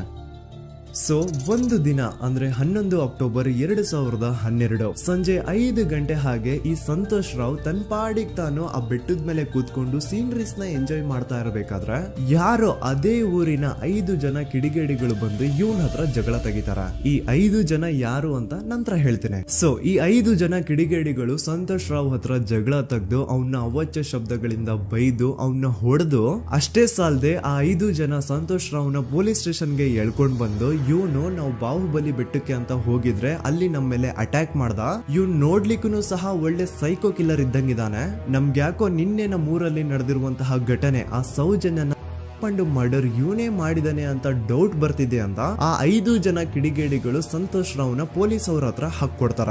ಅಂಡ್ ಪೊಲೀಸ್ ಅವರು ಕೂಡ ಎಂತವ್ರು ನೋಡಿ, ಯಾರೋ 5 ಜನ ಕಿಡಿಗೇಡಿಗಳು ಬಂದು ಇವನೇ ಕೊಲೆ ಮಾಡಿದಾನೆ ಅಂತ ಹೇಳಿದ ತಕ್ಷಣ ಹಿಂದೆ ಮುಂದೆ ಕ್ರಾಸ್ ಚೆಕ್ ಮಾಡದೆ ಸಂತೋಷ್ ರಾವ್ನ ಅರೆಸ್ಟ್ ಮಾಡಿ ಸೌಜನ್ಯ ಕೇಸ್ ನ ಆರೋಪಿ ಸಿಕ್ಕಿದಾನೆ ಅಂತ ಎಲ್ಲಾ ಕಡೆ ಘೋಷಣೆ ಮಾಡ್ಬಿಡ್ತಾರ. ಜನರಿಗೆ ಈ ಕಡೆ ಒಂಥರ ನೆಮ್ಮದಿ, ಓ ಬಿಡಪ್ಪ ನಮ್ ಪೊಲೀಸ್ ಅವ್ರಿಗೆ ತಮ್ಮ ಡ್ಯೂಟಿ ಮೇಲೆ ಎಷ್ಟೊಂದು ನಿಷ್ಠೆ ಇದೆ, ಒಂದೇ ದಿನದಲ್ಲಿ ಆರೋಪಿನ ಹಿಡಿದ್ಬಿಟ್ರ ಅಂತ ಪೊಲೀಸ್ ಅವ್ರ ಮೇಲೆ ಫುಲ್ ಒಂಥರ ಹೊಗಳ್ತಾ ಇರ್ತಾರೆ. ಆದ್ರೆ ಪಾಪ ಜನರಿಗೆ ಎಲ್ಲಿ ಗೊತ್ತಿತ್ತು ಈ ಕೇಸ್ ನ ರಿಯಲ್ ಆರೋಪಿ ಬೇರೆ ಯಾರೋ ಇದಾರೆ, ಪೊಲೀಸ್ ಅವರೇ ಈ ಕೇಸ್ ನ ಮಿಸ್ಲೀಡ್ ಮಾಡೋದಕ್ಕೆ ಸುಮ್ನೆ ಸಂತೋಷ್ ನ ಅರೆಸ್ಟ್ ಮಾಡಿದ್ದಾರೆ ಅಂತ. ಸೊ ಸಂತೋಷ್ ರಾವ್ ಒಂದು ಹುಡುಗಿಯ ರೇಪ್ ಅಂಡ್ ಮರ್ಡರ್ ಕೇಸ್ ಅಲ್ಲಿ ಅರೆಸ್ಟ್ ಆಗಿದ್ದಾನೆ ಅನ್ನೋ ವಿಷಯ ಸಂತೋಷ್ ನ ತಾಯಿಗೆ ಗೊತ್ತಾದಾಗ ಅವ್ರ ಪಾಪ ನೋವಲ್ಲಿ ಕೊರ್ಗಿ ಸಾಯ್ತಾರ. ಅಂಡ್ ಇನ್ನು ಅವ್ರ ತಂದೆ ಒಂದು ಕಡೆ ಪಾಪ ಹೆಂಡತಿನ ಕಳ್ಕೊಂಡಿರುವಂತಹ ನೋವು, ಇನ್ನೊಂದು ಕಡೆ ಮಗ ನೋಡಿದ್ರೆ ಯಾವ್ದೋ ಫಾಲ್ಸ್ ಕೇಸ್ ಅಲ್ಲಿ ಅರೆಸ್ಟ್ ಆಗಿದ್ದಾನೆ. ಈ ಕಡೆ ಕೇಸ್ ನ ಇನ್ವೆಸ್ಟಿಗೇಷನ್ ನಡೀತಾ ಇದೆ. ಅಂಡ್ ಇಲ್ಲಿ ನಾನು PSI ಯೋಗೇಶ್ ಅವ್ರ ಬಗ್ಗೆ ಅಂತೂ ಮೆನ್ಷನ್ ಮಾಡ್ಲೇಬೇಕು. ಈ ಪೊಲೀಸ್ ಆಫೀಸರು ಗೊತ್ತಿದ್ದು ಈ ತಪ್ಪನ ಮಾಡಿದ್ರು ಅಥವಾ ಗೊತ್ತಿಲ್ದೇನೆ ಈ ತಪ್ಪನ ಮಾಡಿದ್ರು ನನ್ಗಂತೂ ಗೊತ್ತಿಲ್ಲ. ಸೊ ಇವ್ರು ಏನ್ ಮಾಡ್ತಾರೆ ಅಂತಂದ್ರೆ, ಸೌಜನ್ಯನ ಬಾಡಿನ ಪೋಸ್ಟ್ ಮಾರ್ಟಮ್ ಗೆ ಕಳಿಸಿದಾಗ ಡಾಕ್ಟರ್ಸ್ ಹಂಗೋ ಹಿಂಗೋ ಮಾಡಿ ಇಂದ ಕೆಲವೊಂದು ಸ್ಪರ್ಮ್ ನ ಸ್ಯಾಂಪಲ್ಸ್ ಕಲೆಕ್ಟ್ ಮಾಡ್ತಾರ. ಅದನ್ನ ಅವರು PSI ಯೋಗೇಶ್ಗೆ ಕೊಟ್ಟು ಇದನ್ನ ವಿತಿನ್ 72 ಅವರ್ಸ್ ಒಳಗಡೆ ಇನ್ನೊಂದು ಲ್ಯಾಬ್ ಗೆ ಸಬ್ಮಿಟ್ ಮಾಡಿ ಅಂತ ತುಂಬಾ ಕ್ಲಿಯರ್ ಆಗಿ ಹೇಳ್ತಾರ. ಆದ್ರೆ PSI ಯೋಗೇಶ್ ಆ ಸ್ಪರ್ಮ್ ಸ್ಯಾಂಪಲ್ಸ್ ನ ವಿತಿನ್ 72 ಅವರ್ಸ್ ಒಳಗಡೆ ಲ್ಯಾಬ್ ಕಳ್ಸೋದಿರ್ಲಿ, ಅದನ್ನ 12 ದಿನ ಆದ್ಮೇಲೆ ಲ್ಯಾಬ್ ಕಳಿಸ್ತಾರ. ಅಷ್ಟೊತ್ತಿಗೆ ಆಲ್ರೆಡಿ ಆ ಸ್ಪರ್ಮ್ ಸ್ಯಾಂಪಲ್ಸ್ ಗೆಲ್ಲ ಫಂಗಸ್ ಹಿಡಿದು ಅದು ಅನ್ಫಿಟ್ ಫಾರ್ ಟೆಸ್ಟಿಂಗ್ ಅಂತ ಬರುತ್ತಾ. ಈಗ ನೀವೇ ಹೇಳಿ, ಎಂತ ಡಂಬೆಸ್ಟ್ ಪರ್ಸನ್ ಪೊಲೀಸ್ ಆಫೀಸರ್ ಆಗಿದ್ರು ಅವನ ಹತ್ರ ಒಂದು ಮರ್ಡರ್ ಕೇಸ್ ಬಂದಾಗ ಅವನ ಹತ್ರ ಇರೋ ಮೇನ್ ಸಾಕ್ಷಿನೇ, ಮೇನ್ ಎವಿಡೆನ್ಸ್ ಆ ಹುಡುಗಿಯ ಇಂದ ಕಲೆಕ್ಟ್ ಆಗುವಂತಹ ಸ್ಪರ್ಮ್ ಸ್ಯಾಂಪಲ್ಸ್. ಸೊ ಅದನ್ನ ಮೊದಲು ಲ್ಯಾಬ್ ಕಳಿಸಿ ಅದನ್ನ ಐಡೆಂಟಿಫೈ ಮಾಡೋದು ಪೊಲೀಸ್ ಅವರ ಫಸ್ಟ್ ಡ್ಯೂಟಿ. ಆದ್ರೆ ಇಲ್ಲಿ PSI ಯೋಗೇಶ್ ಅವರು ಇದನ್ನೇ ಮರ್ತು ಹೋದ್ರು ಅಂತ ನೋಡಿ. ಯಾವುದೇ ಒಂದು ಕೇಸ್ ಅಲ್ಲಿ ಪೊಲೀಸ್ ಅವರು ಆದಷ್ಟು ಎವಿಡೆನ್ಸ್ ನ ಕಲೆಕ್ಟ್ ಮಾಡೋದಕ್ಕೆ ಟ್ರೈ ಮಾಡ್ತಾರ. ಆದ್ರೆ ಈ ಒಂದು ಕೇಸ್ ಅಲ್ಲಿ ಮಾತ್ರ ಪೊಲೀಸ್ ಅವರು ಎವಿಡೆನ್ಸ್ ನ ಕಲೆಕ್ಟ್ ಮಾಡೋ ಬದಲಾಗಿ ಎವಿಡೆನ್ಸ್ ನ ಡಿಸ್ಟ್ರಾಯ್ ಮಾಡೋದ್ರಲ್ಲಿ ಮುಂದೆ ಇದ್ರು. ಅಷ್ಟೇ ಅಲ್ಲದೆ ಈ ಪೊಲೀಸ್ ಆಫೀಸರ್ ಸೇರ್ಕೊಂಡು ಸಂತೋಷ್ ರಾವ್ಗೆ ಸೆಲ್ ಅಲ್ಲಿ ಎಂತ ಟಾರ್ಚರ್, ಎಂತ ಹಿಂಸೆ ಕೊಡ್ತಾರೆ ಅಂದ್ರೆ ನೆನ್ಸ್ಕೊಂಡ್ರೆ ಮೈ ಜುಮ್ ಅನ್ನುತ್ತಾ. ಹೊಡಿಯೋದು, ಕೆಟ್ಟದಾಗ ಬೈಯೋದು ಇದೆಲ್ಲ common. Most brutal parties Santosh ರಾವ್ನ ಪ್ಯಾಂಟ್ ಬಿಚ್ಚಿ ಅವನ ಪ್ರೈವೇಟ್ ಪಾರ್ಟ್ ಮೇಲೆ ಬಿಸಿ ಬಿಸಿ ಕುದೀತಾ ಇರುವಂತಹ ನೀರ್ ಚಲ್ತಾರ. ಈ ಕ್ರೈಮ್ ನೀನೇ ಮಾಡಿದ್ಯಾ ಅಂತ ಒಪ್ಕೋ, ಇಲ್ಲ ಅಂತಂದ್ರೆ ನಿನ್ನ ಸೆಲ್ ಒಳಗಡೆನೆ ಸಾಯಿಸ್ಬಿಡ್ತೀವಿ, ನಿನ್ನ ತಂದೆ ತಾಯಿ ಎಲ್ರು ಸಾಯಿಸ್ಬಿಡ್ತೀವಿ ಅಂತ ಬ್ಲಾಕ್ ಮೇಲ್ ಮಾಡ್ತಾರ. ನೋಡಿ, ಸಂತೋಷ್ ರಾವ್ ಜಾಗದಲ್ಲಿ ನನ್ನಂತ ನಿಮ್ಮಂತ ನಾರ್ಮಲ್ ಪರ್ಸನ್ ಯಾರಾದ್ರೂ ಇದ್ದಿದ್ರೆ ಪೊಲೀಸ್ ಅವರು ಕೊಡ್ತಿರುವಂತಹ ಹಿಂಸೆನ ತಡ್ಕೊಳಕ್ಕಾಗದೆ ಆ ಕ್ರೈಮ್ ಮಾಡಿಲ್ಲ ಅಂದ್ರೂ ಮಾಡಿದೀನಿ ಅಂತ ಒಪ್ಕೊಬಿಡ್ತಾ ಇದ್ವಿ. ಆದ್ರೆ ಸಂತೋಷ್ ರಾವ್ ಮೆಂಟಲಿ ಇಲ್ಲಿರೋದೇ ಅವನ್ಗೆ ಅಡ್ವಾಂಟೇಜ್ ಆಗೋಯ್ತು. ಪೊಲೀಸ್ಗಳು ಸಂತೋಷ್ ರಾವ್ಗೆ ಎಷ್ಟೇ ಹೊಡೆದ್ರು, ಎಷ್ಟೇ ಬೈದ್ರು, ಎಷ್ಟೇ ಬ್ಲಾಕ್ ಮೇಲ್ ಮಾಡಿದ್ರು ಸಂತೋಷ್ ರಾವ್ ಬಾಯಲ್ಲಿ ನಾನ್ ಈ ಕ್ರೈಮ್ ನ ಮಾಡಿಲ್ಲ ಅಂತಾನೆ ಬರುತ್ತೆ ಹೊರತು ಆ ಕ್ರೈಮ್ ನ ಅವನು ಒಪ್ಕೊಳ್ಳೋದೇ ಇಲ್ಲ. ದೆನ್ ಕೋರ್ಟ್ ಟ್ರಯಲ್ಸ್ ಸ್ಟಾರ್ಟ್ ಆಗುತ್ತೆ. ಈ ಕ್ರೈಮ್ ನ ಸಂತೋಷೇ ಮಾಡಿದಾನೆ ಅಂತ ಸೌಜನ್ಯ ಕಡೆಯ ಲಾಯರ್ ವಾದ ಮಾಡ್ತಾನೆ. ಅದಕ್ಕೆ ಆಪೋಸಿಟ್ ಆಗಿ ಸಂತೋಷ್ ರಾವ್ ಕಡೆಯಿಂದ ಒಬ್ರು ಲಾಯರ್ ಇಲ್ಲ, ಸಂತೋಷ್ ರಾವ್ ಈ ಕ್ರೈಮ್ ನ ಮಾಡ್ಲಿಕ್ಕೆ ಸಾಧ್ಯನೇ ಇಲ್ಲ ಅಂತ ವಾದ ಮಾಡ್ತಿರ್ತಾರೆ. ಅಂಡ್ ಕೋರ್ಟ್ ಇಂದ ಆಚೆಗಡೆ ಸಂತೋಷ್ ರಾವ್ ನ ಅಗೇನ್ಸ್ಟ್ ಸ್ಟೂಡೆಂಟ್ಸ್ ಪ್ರೊಟೆಸ್ಟ್ ನಡೆಯುತ್ತೆ, ಪಬ್ಲಿಕ್ ಪ್ರೊಟೆಸ್ಟ್ ನಡೆಯುತ್ತೆ. ಅರೆಸ್ಟ್ ಆಗಿರುವಂತಹ ಸಂತೋಷ್ ರಾವ್ಗೆ ಗಲ್ಲಿಗೇರಿಸ್ರಿ ಅಂತ ಅವ್ರು ಡಿಮ್ಯಾಂಡ್ ಮಾಡ್ತಿರ್ತಾರೆ. ಸೊ ಹೀಗೆ ಒಂದು 2-3 ವರ್ಷ ಕಳೆದು ಹೋಗುತ್ತೆ. ನಂತರ ಒಂದು ಕೋರ್ಟ್ ಟ್ರಯಲ್ ಅಲ್ಲಿ ಸಂತೋಷ್ ರಾವ್ ಪರವಾಗಿ ಹೋರಾಡ್ತಿದ್ದಂತಹ ಲಾಯರ್ ಯಾಕೆ ಈ ಕೇಸ್ ಅಲ್ಲಿ ಸಂತೋಷ್ ಆರೋಪಿ ಅಲ್ಲ ಅಂತ ಪ್ರೂವ್ ಮಾಡ್ಲಿಕ್ಕೆ ಕೆಲವೊಂದು ಪಾಯಿಂಟ್ಸ್ ನ ಮುಂದೆ ಇಡ್ತಾರೆ. ಅದೇನಂತಂದ್ರೆ, ಮೊದಲನೇದಾಗಿ ಸಂತೋಷ್ ರಾವೇ ಈ ಕ್ರೈಮ್ ನ ಮಾಡಿದಾನೆ ಅಂತ ಒಬ್ರು ಒಂದು ಐ ವಿಟ್ನೆಸ್ ಇರಲ್ಲ. ಇನ್ನೊಂದೇನು ಅಂತಂದ್ರೆ, ಯಾವೊಂದು ಕಂಡೀಷನ್ ಅಲ್ಲಿ, ಯಾವೊಂದು ಬ್ರೂಟಲ್ ಕಂಡೀಷನ್ ಅಲ್ಲಿ ಸೌಜನ್ಯನ ಬಾಡಿ ಸಿಕ್ಕಿತ್ತೋ ಅದನ್ನ ಗಮನದಲ್ಲಿಟ್ಕೊಂಡು ಸ್ವಲ್ಪ ಪ್ರಾಕ್ಟಿಕಲ್ ಆಗಿ ಥಿಂಕ್ ಮಾಡಿದ್ರೆ ಆ ಒಂದು ಭೀಕರ ಕ್ರೈಮ್ ನ ಒಬ್ನೇ ಮಾಡ್ಲಿಕ್ಕೆ ಸಾಧ್ಯನೇ ಇಲ್ಲ. ಇನ್ನೊಂದು ಪಾಯಿಂಟ್ ಏನು ಅಂತಂದ್ರೆ, ಸೌಜನ್ಯನ ಇಂದ ಪೊಲೀಸ್ ಅವ್ರಿಗೆ ಯಾವುದೇ ಸ್ಪರ್ಮ್ ಸ್ಯಾಂಪಲ್ ಸಿಗ್ಬಾರ್ದು ಅಂತ 6 ಇಂಚು ಅಷ್ಟು ಮಣ್ಣು ಹಾಕಿರ್ತಾರ. ಸೊ ಈಗ ನೀವೇ ಹೇಳಿ, ಮೆಂಟಲಿ ಇಲ್ಲಿರುವಂತಹ ಪರ್ಸನ್ಗೆ ಇಷ್ಟೊಂದು ಬುದ್ಧಿವಂತಿಕೆ ಇರುತ್ತಾ? ಅನ್ಕೊಳ್ಳಿ, ಅಷ್ಟೊಂದು ಬುದ್ಧಿವಂತಿಕೆ ಅವ್ನಿಗಿದ್ರು ಆ ಕ್ರೈಮ್ ಮಾಡಾದ್ಮೇಲೆ ಅವನ ಆ ಊರಿಂದ ಓಡ್ ಹೋಗ್ಬೋದಾಗಿತ್ತು. ಆದ್ರೆ ಮತ್ತ್ಯಾಕೆ ಅವನು ಅದೇ ಊರಲ್ಲೇ ಇರ್ತಾನೆ? ಅಂಡ್ ಸೌಜನ್ಯ ಕೊನೆಯದಾಗಿ ಪ್ರಕೃತಿ ಹಾಸ್ಪಿಟಲ್ ಮುಂದ್ಗಡೆಯಿಂದ ನಡ್ಕೊಂಡು ಹೋಗ್ತಾ ಇರ್ಬೇಕಾದ್ರೆ ಆ ಪ್ರಕೃತಿ ಹಾಸ್ಪಿಟಲ್ ನ ಸೆಕ್ಯೂರಿಟಿ ಗಾರ್ಡ್ ನೋಡ್ತಾನೆ. ಅಂಡ್ ಪ್ರಕೃತಿ ಹಾಸ್ಪಿಟಲ್ ನ ಆಚೆಗಡೆ CCTV ಕ್ಯಾಮೆರಾನು ಇರುತ್ತೆ. ಸಡನ್ಲಿ ಆ CCTV ಫುಟೇಜ್ ಕೂಡ ಕಾಣೆ ಆಗ್ಬಿಡುತ್ತಾ. ಇನ್ನೊಂದೇನು ಅಂತಂದ್ರೆ, ಸೌಜನ್ಯನ ಮರ್ಡರ್ ಆಗಿದ್ದು ನೆಕ್ಸ್ಟ್ ದಿನಾನೇ ಪೊಲೀಸ್ ಅವರು ಆರೋಪಿನ ಹಿಡಿದ್ರು. ಸೊ ಹಾಗಿದ್ದಾಗ ಆ ಕಲೆಕ್ಟ್ ಮಾಡಿರುವಂತಹ ಸ್ಪರ್ಮ್ ಸ್ಯಾಂಪಲ್ಸ್ ನ ಲ್ಯಾಬ್ ಗೆ ಕಳಿಸಿ ಇವನೇ ಆರೋಪಿ ಅಂತ ಕನ್ಫರ್ಮ್ ಮಾಡೋ ಬದಲಾಗಿ ಯಾಕೆ ಪೊಲೀಸ್ ಅವರು ಆ ಸ್ಪರ್ಮ್ ಸ್ಯಾಂಪಲ್ಸ್ ನ ತಮ್ಮ ಹತ್ರನೇ ಇಟ್ಕೊಂಡು 12 ದಿನವರೆಗೂ ಅದಕ್ಕೆ ಫಂಗಸ್ ಹಿಡಿಯೋವರೆಗೂ ಕಾದು ಆಮೇಲೆ ಅದನ್ನ ಲ್ಯಾಬ್ ಕಳಿಸಿದ್ರು? ಅಂಡ್ ಮೇನ್ ಇಂಪಾರ್ಟೆಂಟ್ ಆಗಿ ಸಂತೋಷ್ ರಾವ್ಗೆ ಒಂದು ಗುಪ್ತ ರೋಗ ಇರುತ್ತೆ, ಅದೇ ಫಿಮೋಸಿಸ್ ಅಂತ. ಈ ಕಾಯಿಲೆ ಏನು ಅಂತ ನಾನು ಈ ವಿಡಿಯೋದಲ್ಲಿ ಡೀಟೇಲ್ಡ್ ಆಗಿ ಎಕ್ಸ್ಪ್ಲೈನ್ ಮಾಡ್ಲಿಕ್ಕೆ ಆಗಲ್ಲ. ಜಸ್ಟ್ ತಿಳ್ಕೊಳ್ಳಿ, ಈ ಒಂದು ಕಾಯಿಲೆ ಇರೋರು ಇಂಟಿಮಸಿ ಮಾಡ್ಲಿಕ್ಕೆ ಆಗಲ್ಲ. ಇನ್ ಕೇಸ್ ಮಾಡಿದ್ರು ಅವರು ಸುಖ ಅಲ್ಲ ನರಕ ಕಾಣ್ತಾರ. ಸೊ ಇಷ್ಟೆಲ್ಲ ವ್ಯಾಲಿಡ್ ಪಾಯಿಂಟ್ಸ್, ಇಷ್ಟೆಲ್ಲ ಫ್ಯಾಕ್ಟ್ಸ್ ಕಣ್ ಮುಂದೆ ಇರ್ಬೇಕಾದ್ರೆ ಸ್ಟಿಲ್ ಪೊಲೀಸ್ ಅವರು ಯಾಕೆ ಈ ಕ್ರೈಮ್ ನ ಸಂತೋಷ್ ರಾವೇ ಮಾಡಿದಾನೆ ಅಂತ ಇವನ್ ಹಿಂದೆ ಬಿದ್ದಿದ್ದಾರೆ? ಯಾಕೆ ಅವರು ಈ ಕ್ರೈಮ್ ಇವನ್ ಬಿಟ್ರೆ ಬೇರೆ ಯಾರಾದ್ರೂ ಮಾಡಿರ್ಬೋದಲ್ಲ ಅಂತ ಆ ಆಂಗಲ್ ಅಲ್ಲಿ ಇನ್ವೆಸ್ಟಿಗೇಷನ್ ಮಾಡ್ತಿಲ್ವಲ್ಲ ಅಂತ ಪೊಲೀಸ್ ಅವರ ಇನ್ವೆಸ್ಟಿಗೇಷನ್ ಮೇಲೆ ಈಗ ಕ್ವಶನ್ ಬರುತ್ತೆ. So after hearing all of this, ಎಲ್ಲರಿಗೂ ಈಗ ಪೊಲೀಸ್ ಅವರ ಇನ್ವೆಸ್ಟಿಗೇಷನ್ ಇನ್ವೆಸ್ಟಿಗೇಷನ್ ಮೇಲೆ ಡೌಟ್ ಬರುತ್ತೆ. ಅಂಡ್ ಈವನ್ ಸೌಜನ್ಯ ಅವ್ರ ಮನೆಯವರು ಕೂಡ ನಿಜವಾದ ಆರೋಪಿ ಸಂತೋಷ್ ಅಲ್ಲ ಅಂತ ತಮ್ಮ ಅಭಿಪ್ರಾಯನ ವ್ಯಕ್ತಪಡಿಸ್ತಾರೆ. ಆಗ ಅಲ್ಲಿವರೆಗೂ ಸಂತೋಷ್ ರಾವ್ನ ಗಲ್ಲಿಗೇರಿಸಿ ಅಂತ ಏನು student protest and public protest ಎಲ್ಲ ನಡೀತಾ ಇತ್ತು, ಈಗ ಅದೆಲ್ಲ ನಿಂತು ಹೋಗಿ ಎಲ್ಲಾ ಹೇಟ್ ರೇಟ್ ಪೊಲೀಸ್ ಅವ್ರ ಕಡೆಗೆ ಹೋಗುತ್ತೆ. ಪೊಲೀಸ್ ಅವರು ಈ ಕೇಸಲ್ಲಿ ಕರಪ್ಟ್ ಆಗಿದ್ದಾರೆ, ಪೊಲೀಸ್ ಅವರೇ ಸತ್ಯ ಮುಚ್ಚಿಡ್ಲಿಕ್ಕೆ ಟ್ರೈ ಮಾಡ್ತಿದ್ದಾರೆ. ಹಾಗಾಗಿ ಈ ಕೇಸ್ ನ ಇನ್ಮುಂದೆ ಪೊಲೀಸ್ ಅವರಲ್ಲದೆ ಸಿಬಿಐ ಅವರು ಇನ್ವೆಸ್ಟಿಗೇಷನ್ ಮಾಡಬೇಕು, ಈ ಕೇಸ್ ನ ಸಿಬಿಐ ಒಪ್ಸಿ ಅಂತ ಅಗೇನ್ ಪ್ರೊಟೆಸ್ಟ್ ಗಳು ಸ್ಟಾರ್ಟ್ ಆಗ್ತವೆ. ಸೊ ಧರ್ಮಸ್ಥಳದಲ್ಲಿ ಇಷ್ಟೊಂದು ಹೋರಾಟಗಳಾಗ್ತಿದಾವೆ, ಒಬ್ಳು ಹುಡುಗಿ ಜೊತೆ ಇಷ್ಟೊಂದು ಅನ್ಯಾಯ ಆಗಿದೆ, ಆದ್ರೂ ಸಹ ಧರ್ಮಾಧಿಕಾರಿ ಏನು ಮಾತೇ ಆಡ್ತಿಲ್ವಲ್ಲ ಈ ಹುಡುಗಿ ಬಗ್ಗೆ ಅಂತ ಜನರು ಪ್ರಶ್ನೆ ಮಾಡಿದಾಗ ಆಗ ಧರ್ಮಾಧಿಕಾರಿನೂ ಜನರು ಮುಂದೆ ಬಂದ್ಬಿಟ್ಟು ಈ ಕೇಸ್ ನ ಸಿಬಿಐ ಒಪ್ಸಿ ಅಂತ ಹೋರಾಟ ಮಾಡ್ತಾರ. ನಂತರ ಈ ಒಂದು ಕೇಸು ಪೊಲೀಸ್ ಅವರಿಂದ ಸಿಬಿಐ ಕೈಗೆ ಹೋಗುತ್ತೆ. ಸಿಬಿಐ ಕೈಗೆ ಹೋಗಿದ ತಕ್ಷಣ ಇಲ್ಲೇನು ಸತ್ಯ ಹೊರಗೆ ಬಂದಿಲ್ಲ. ಆ ಸಿಬಿಐ ಅವರು 3-4 ವರ್ಷ ಟೈಮ್ ತಗೊಂಡು ಮತ್ತೆ ಈ ಒಂದು ಕೇಸ್ ನ ರೀ ಇನ್ವೆಸ್ಟಿಗೇಷನ್ ಮಾಡ್ತಾರೆ. ಆದ್ರೆ ಅಲ್ಲೇನು ಇನ್ವೆಸ್ಟಿಗೇಷನ್ ಮಾಡ್ಲಿಕ್ಕೆ ಉಳ್ದೇ ಇರಲ್ಲ. ಆ ಪೊಲೀಸ್ ಅವರು ಅವ್ರ ಕೈಯಲ್ಲಿ ಈ ಕೇಸು ಇದ್ದಷ್ಟು ದಿನ ಎಷ್ಟಾಗುತ್ತೋ ಅಷ್ಟು ಎವಿಡೆನ್ಸ್ ನ ಡಿಸ್ಟ್ರಾಯ್ ಮಾಡ್ಬಿಟ್ಟಿರ್ತಾರ. ಸೊ ಹಾಗಾಗಿ ಅಲ್ಲಿ ಸಿಬಿಐ ಅವ್ರಿಗೆ ಇನ್ವೆಸ್ಟಿಗೇಷನ್ ಮಾಡ್ಲಿಕ್ಕೆ ಏನ್ ಉಳ್ದೇ ಇರಲ್ಲ. ಆದ್ರೂ ಸ್ಟಿಲ್ ಅವರು 3-4 ಇಯರ್ಸ್ ಟೈಮ್ ತಗೊಂಡು ನಂತರ ಫೈನಲಿ ಒಂದು ರಿಪೋರ್ಟ್ ನ ಕೋರ್ಟ್ ಗೆ ಸಬ್ಮಿಟ್ ಮಾಡ್ತಾರೆ. ಅಂಡ್ ಸಿಬಿಐ ಅವರು ಕೋರ್ಟ್ ಗೆ ಸಬ್ಮಿಟ್ ಮಾಡಿರುವಂತಹ ಆ ಒಂದು ರಿಪೋರ್ಟ್ ಅಲ್ಲಿ ಏನಿತ್ತು ಅಂದ್ರೆ ಸಿಬಿಐ ಇನ್ವೆಸ್ಟಿಗೇಷನ್ ಕನ್ಫರ್ಮ್ಸ್ ದಟ್ ಈ ಒಂದು ಕ್ರೈಮ್ ನ ಸಂತೋಷ್ ರಾವೇ ಮಾಡಿದಾನೆ ಅಂತ. ಆದ್ರೆ ಐರಾನಿ ಈಸ್ ಇದೇ ಒಂದು ರಿಪೋರ್ಟ್ ಅಲ್ಲಿ ಇವ್ರು ಏನ್ ಹೇಳ್ತಾರೆ ಅಂದ್ರೆ ಅವ್ರಿಗೆ ಯಾವುದೇ ತರ ಎವಿಡೆನ್ಸ್ ಸಿಕ್ಕಿಲ್ಲ ಅಂತ. ಯಾಕಂದ್ರೆ ಈ ಸೌಜನ್ಯ ಕೇಸು ಪೊಲೀಸ್ ಅವ್ರ ಕೈಯಲ್ಲಿ ಇದ್ದಾಗ ಪೊಲೀಸ್ ಅವರು ತಮ್ಮ ನಿರ್ಲಕ್ಷ್ಯದಿಂದ ಎಲ್ಲಾ ಎವಿಡೆನ್ಸ್ ನ ಕಳ್ಕೊಂಡ್ಬಿಟ್ಟಿರ್ತಾರೆ. ಅಂತದ್ರಲ್ಲಿ ಯಾವ ಒಂದು ಆಧಾರದ ಮೇಲೆ ಇವರು ಸಂತೋಷ್ ರಾವೇ ಈ ಕ್ರೈಮ್ ನ ಮಾಡಿದ್ದಾರೆ ಅಂತ ಕ್ವಶನ್ ಮಾಡಿದಾಗ ಸಿಬಿಐ ಅವ್ರ ಕಡೆಯಿಂದ ನೋ ಆನ್ಸರ್. ನೋಡಿ, ಮೊದ್ಲು ಈ ಒಂದು ಕೇಸ್ ನ ಪೊಲೀಸ್ ಅವರು ಇನ್ವೆಸ್ಟಿಗೇಷನ್ ಮಾಡಿ ನಂತರ ಈ ಒಂದು ಕೇಸು ಸಿಬಿಐ ಅವ್ರ ಕೈಗೆ ಹೋಗಿ ಅವರು 3-4 ವರ್ಷ ಟೈಮ್ ತಗೊಂಡು ಇನ್ವೆಸ್ಟಿಗೇಷನ್ ಮಾಡಿ ದೆನ್ ಫೈನಲ್ ರಿಪೋರ್ಟ್ ನ ಕೋರ್ಟ್ ಗೆ ಸಬ್ಮಿಟ್ ಮಾಡೋಷ್ಟ್ರಲ್ಲಿ ಸುಮಾರು 5-6 ವರ್ಷ ಕಳೆದು ಹೋಗಿರುತ್ತೆ. ಅಂಡ್ ಸ್ಟಿಲ್ ಈ ಒಂದು ಕೇಸ್ ಅಲ್ಲಿ ಏನೂ ಕನ್ಕ್ಲೂಷನ್ ಸಿಕ್ಕಿರಲ್ಲ. ಎವ್ರಿ ಇಯರ್ ಸೌಜನ್ಯನ ಬರ್ತ್ಡೇ ಇದ್ದಾಗ ಅಥವಾ ತಿಥಿ ಇದ್ದಾಗ ಅವಳನ್ನ ನೆನೆಸ್ಕೊಂಡು ಅವಳ ಹೆಸರಲ್ಲಿ public protest and student protest ನಡೀತಾನೆ ಇರ್ತವೆ. ಸೊ ಒಂದು ದಿನ ಈ ಒಂದು ಪ್ರೊಟೆಸ್ಟ್ ಗಳ ನ್ಯೂಸ್ ಗಿರೀಶ್ ಮುಟ್ಟಣ್ಣನವರ ಗಮನಕ್ಕೆ ಬರುತ್ತೆ. ಯಾರೀ ಗಿರೀಶ್ ಮುಟ್ಟಣ್ಣನವರ ಅಂದ್ರೆ ಇವರು very honest X police man. ನೀವು ನಂಬಲ್ಲ, ಇವ್ರು ಪೊಲೀಸ್ ಆಫೀಸರ್ ಇದ್ದಾಗ ಪಬ್ಲಿಕ್ ಅಲ್ಲಿ ಒಬ್ಬ MLA ಹೊಡೆದಿರ್ತಾರ. ಅಷ್ಟೇ ಅಲ್ಲ, ಪೊಲೀಸ್ ಡಿಪಾರ್ಟ್ಮೆಂಟ್ ಅಲ್ಲಿ ಕರಪ್ಷನ್ ಇದೆ, ಕರಪ್ಷನ್ ಇದ್ದಿದ್ ಕಡೆ ನಾನ್ ಇರಲ್ಲ ಅಂತ ಹೇಳ್ಬಿಟ್ಟು ತಮ್ಮ ಪೊಲೀಸ್ ಡ್ಯೂಟಿನ ಬಿಟ್ಬಿಟ್ಟು ಈಗ ಸಮಾಜದಲ್ಲಿ ಏನೇ ಅನ್ಯಾಯ ಆಗಿದ್ರು ಅದ್ರ ಅಗೇನ್ಸ್ಟ್ ವಾಯ್ಸ್ ರೈಸ್ ಮಾಡ್ತಿದಾರೆ. ಸೊ ಈ ಗಿರೀಶ್ ಮುಟ್ಟಣ್ಣನವರಿಗೆ ಸೌಜನ್ಯ ಕೇಸ್ ಬಗ್ಗೆ ಗೊತ್ತಾದಾಗ ಅವ್ರಿಗೆ ಈ ಕೇಸು ತುಂಬಾನೇ ಕಾಡುತ್ತೆ.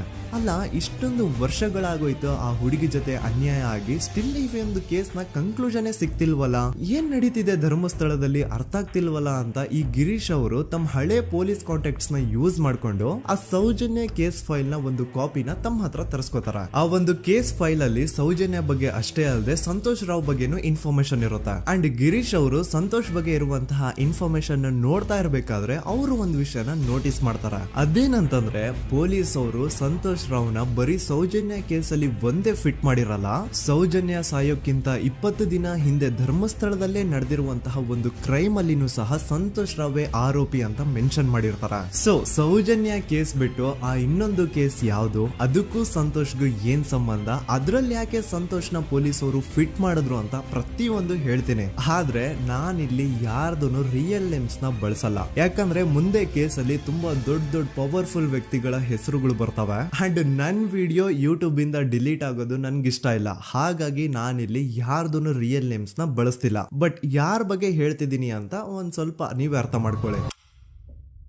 ನೋಡಿ, ಧರ್ಮಸ್ಥಳದಲ್ಲಿ ಮಾಫಿಯಾ ಕೈಂಡ್ ಆಫ್ ನಡೆಸ್ತಿರುವಂತಹ ಒಂದು ವೆರಿ ಪವರ್ಫುಲ್ ಗೌಡ್ರು ಕುಟುಂಬ ಇದೆ. ಇವ್ರ ಹತ್ರ ಬೇಜನ್ ಆಸ್ತಿ, ಬೇಜನ್ ದುಡ್ಡು, ಬೇಜನ್ ಪವರ್, ಬೇಜನ್ ಇನ್ಫ್ಲೂಯೆನ್ಸ್ ಎಲ್ಲಾನು ಇದೆ. ಆ ಊರಲ್ಲಿ ಈ ಗೌಡ್ರು ಕುಟುಂಬದ್ದು ಎಷ್ಟೊಂದು ಕಂಟ್ರೋಲ್ ಇದೆ ಅಂತಂದ್ರೆ ಅವ್ರನ್ನ ಎದುರು ಹಾಕೊಳ್ಳೋರೆ ಯಾರು ಇಲ್ಲ. ಅಂಡ್ ಈ ಒಂದು ಗೌಡ್ರು ಕುಟುಂಬ ಒಂದು ಪ್ರೈವೇಟ್ ಟ್ರಸ್ಟ್ ಹೆಸರಲ್ಲಿ ಒಂದು ವೆರಿ ಪಾಪ್ಯುಲರ್ ದೇವಸ್ಥಾನನ ಸುಮಾರು ವರ್ಷಗಳಿಂದ ತಲೆ ಮಾರುಗಳಿಂದನೂ ನಡ್ಸ್ಕೊಂಡ್ ಬಂದಿರ್ತಾರ. ಅದೇ ಒಂದು ದೇವಸ್ಥಾನದಲ್ಲಿ 60 ವರ್ಷ ವಯಸ್ಸಾಗಿರುವಂತಹ ನಾರಾಯಣ ಅನ್ನೋ ಒಬ್ಬ ವ್ಯಕ್ತಿ ಮಾವುತನಾಗಿ ಕೆಲಸ ಮಾಡ್ತಿರ್ತಾನೆ. ನಾರಾಯಣ ಅವ್ರ ತಂದೆನೂ ಅದೇ ದೇವಸ್ಥಾನದಲ್ಲಿ ಮಾವುತಾಗಿ ಕೆಲಸ ಮಾಡ್ತಾ ಇದ್ರು, ಅವ್ರ ತಂದೆನೂ ಅದೇ ದೇವಸ್ಥಾನದಲ್ಲಿ ಮಾವುತಾಗಿ ಕೆಲಸ ಮಾಡ್ತಾ ಇದ್ರು. ಸೊ ಹೀಗೆ ತಲೆ ಮಾರುಗಳಿಂದ ಮಾವುತ ಆಗಿನೇ ನಾರಾಯಣನ ಕುಟುಂಬ ಆ ಒಂದು ದೇವಸ್ಥಾನದಲ್ಲಿ ಕೆಲಸ ಮಾಡ್ತಾ ಇರುತ್ತೆ. ಸೊ ಒಮ್ಮೆ ತುಂಬಾ ವರ್ಷಗಳ ಹಿಂದೆ ನಾರಾಯಣ ಅವ್ರ ತಂದೆ ಆ ದೇವಸ್ಥಾನದಲ್ಲಿ ಮಾವುತಾಗಿ ಕೆಲಸ ಮಾಡ್ತಾ ಇರ್ಬೇಕಾದ್ರೆ ಆಗಿನ ದೇವಸ್ಥಾನದ ಧರ್ಮಾಧಿಕಾರಿ ಆ ಮಾವುತನ ಕೆಲ್ಸದ ಮೇಲೆ ಇರುವಂತಹ ನಿಷ್ಠೆ, ಅವನ ನಿಯತ್ತು ಅಂಡ್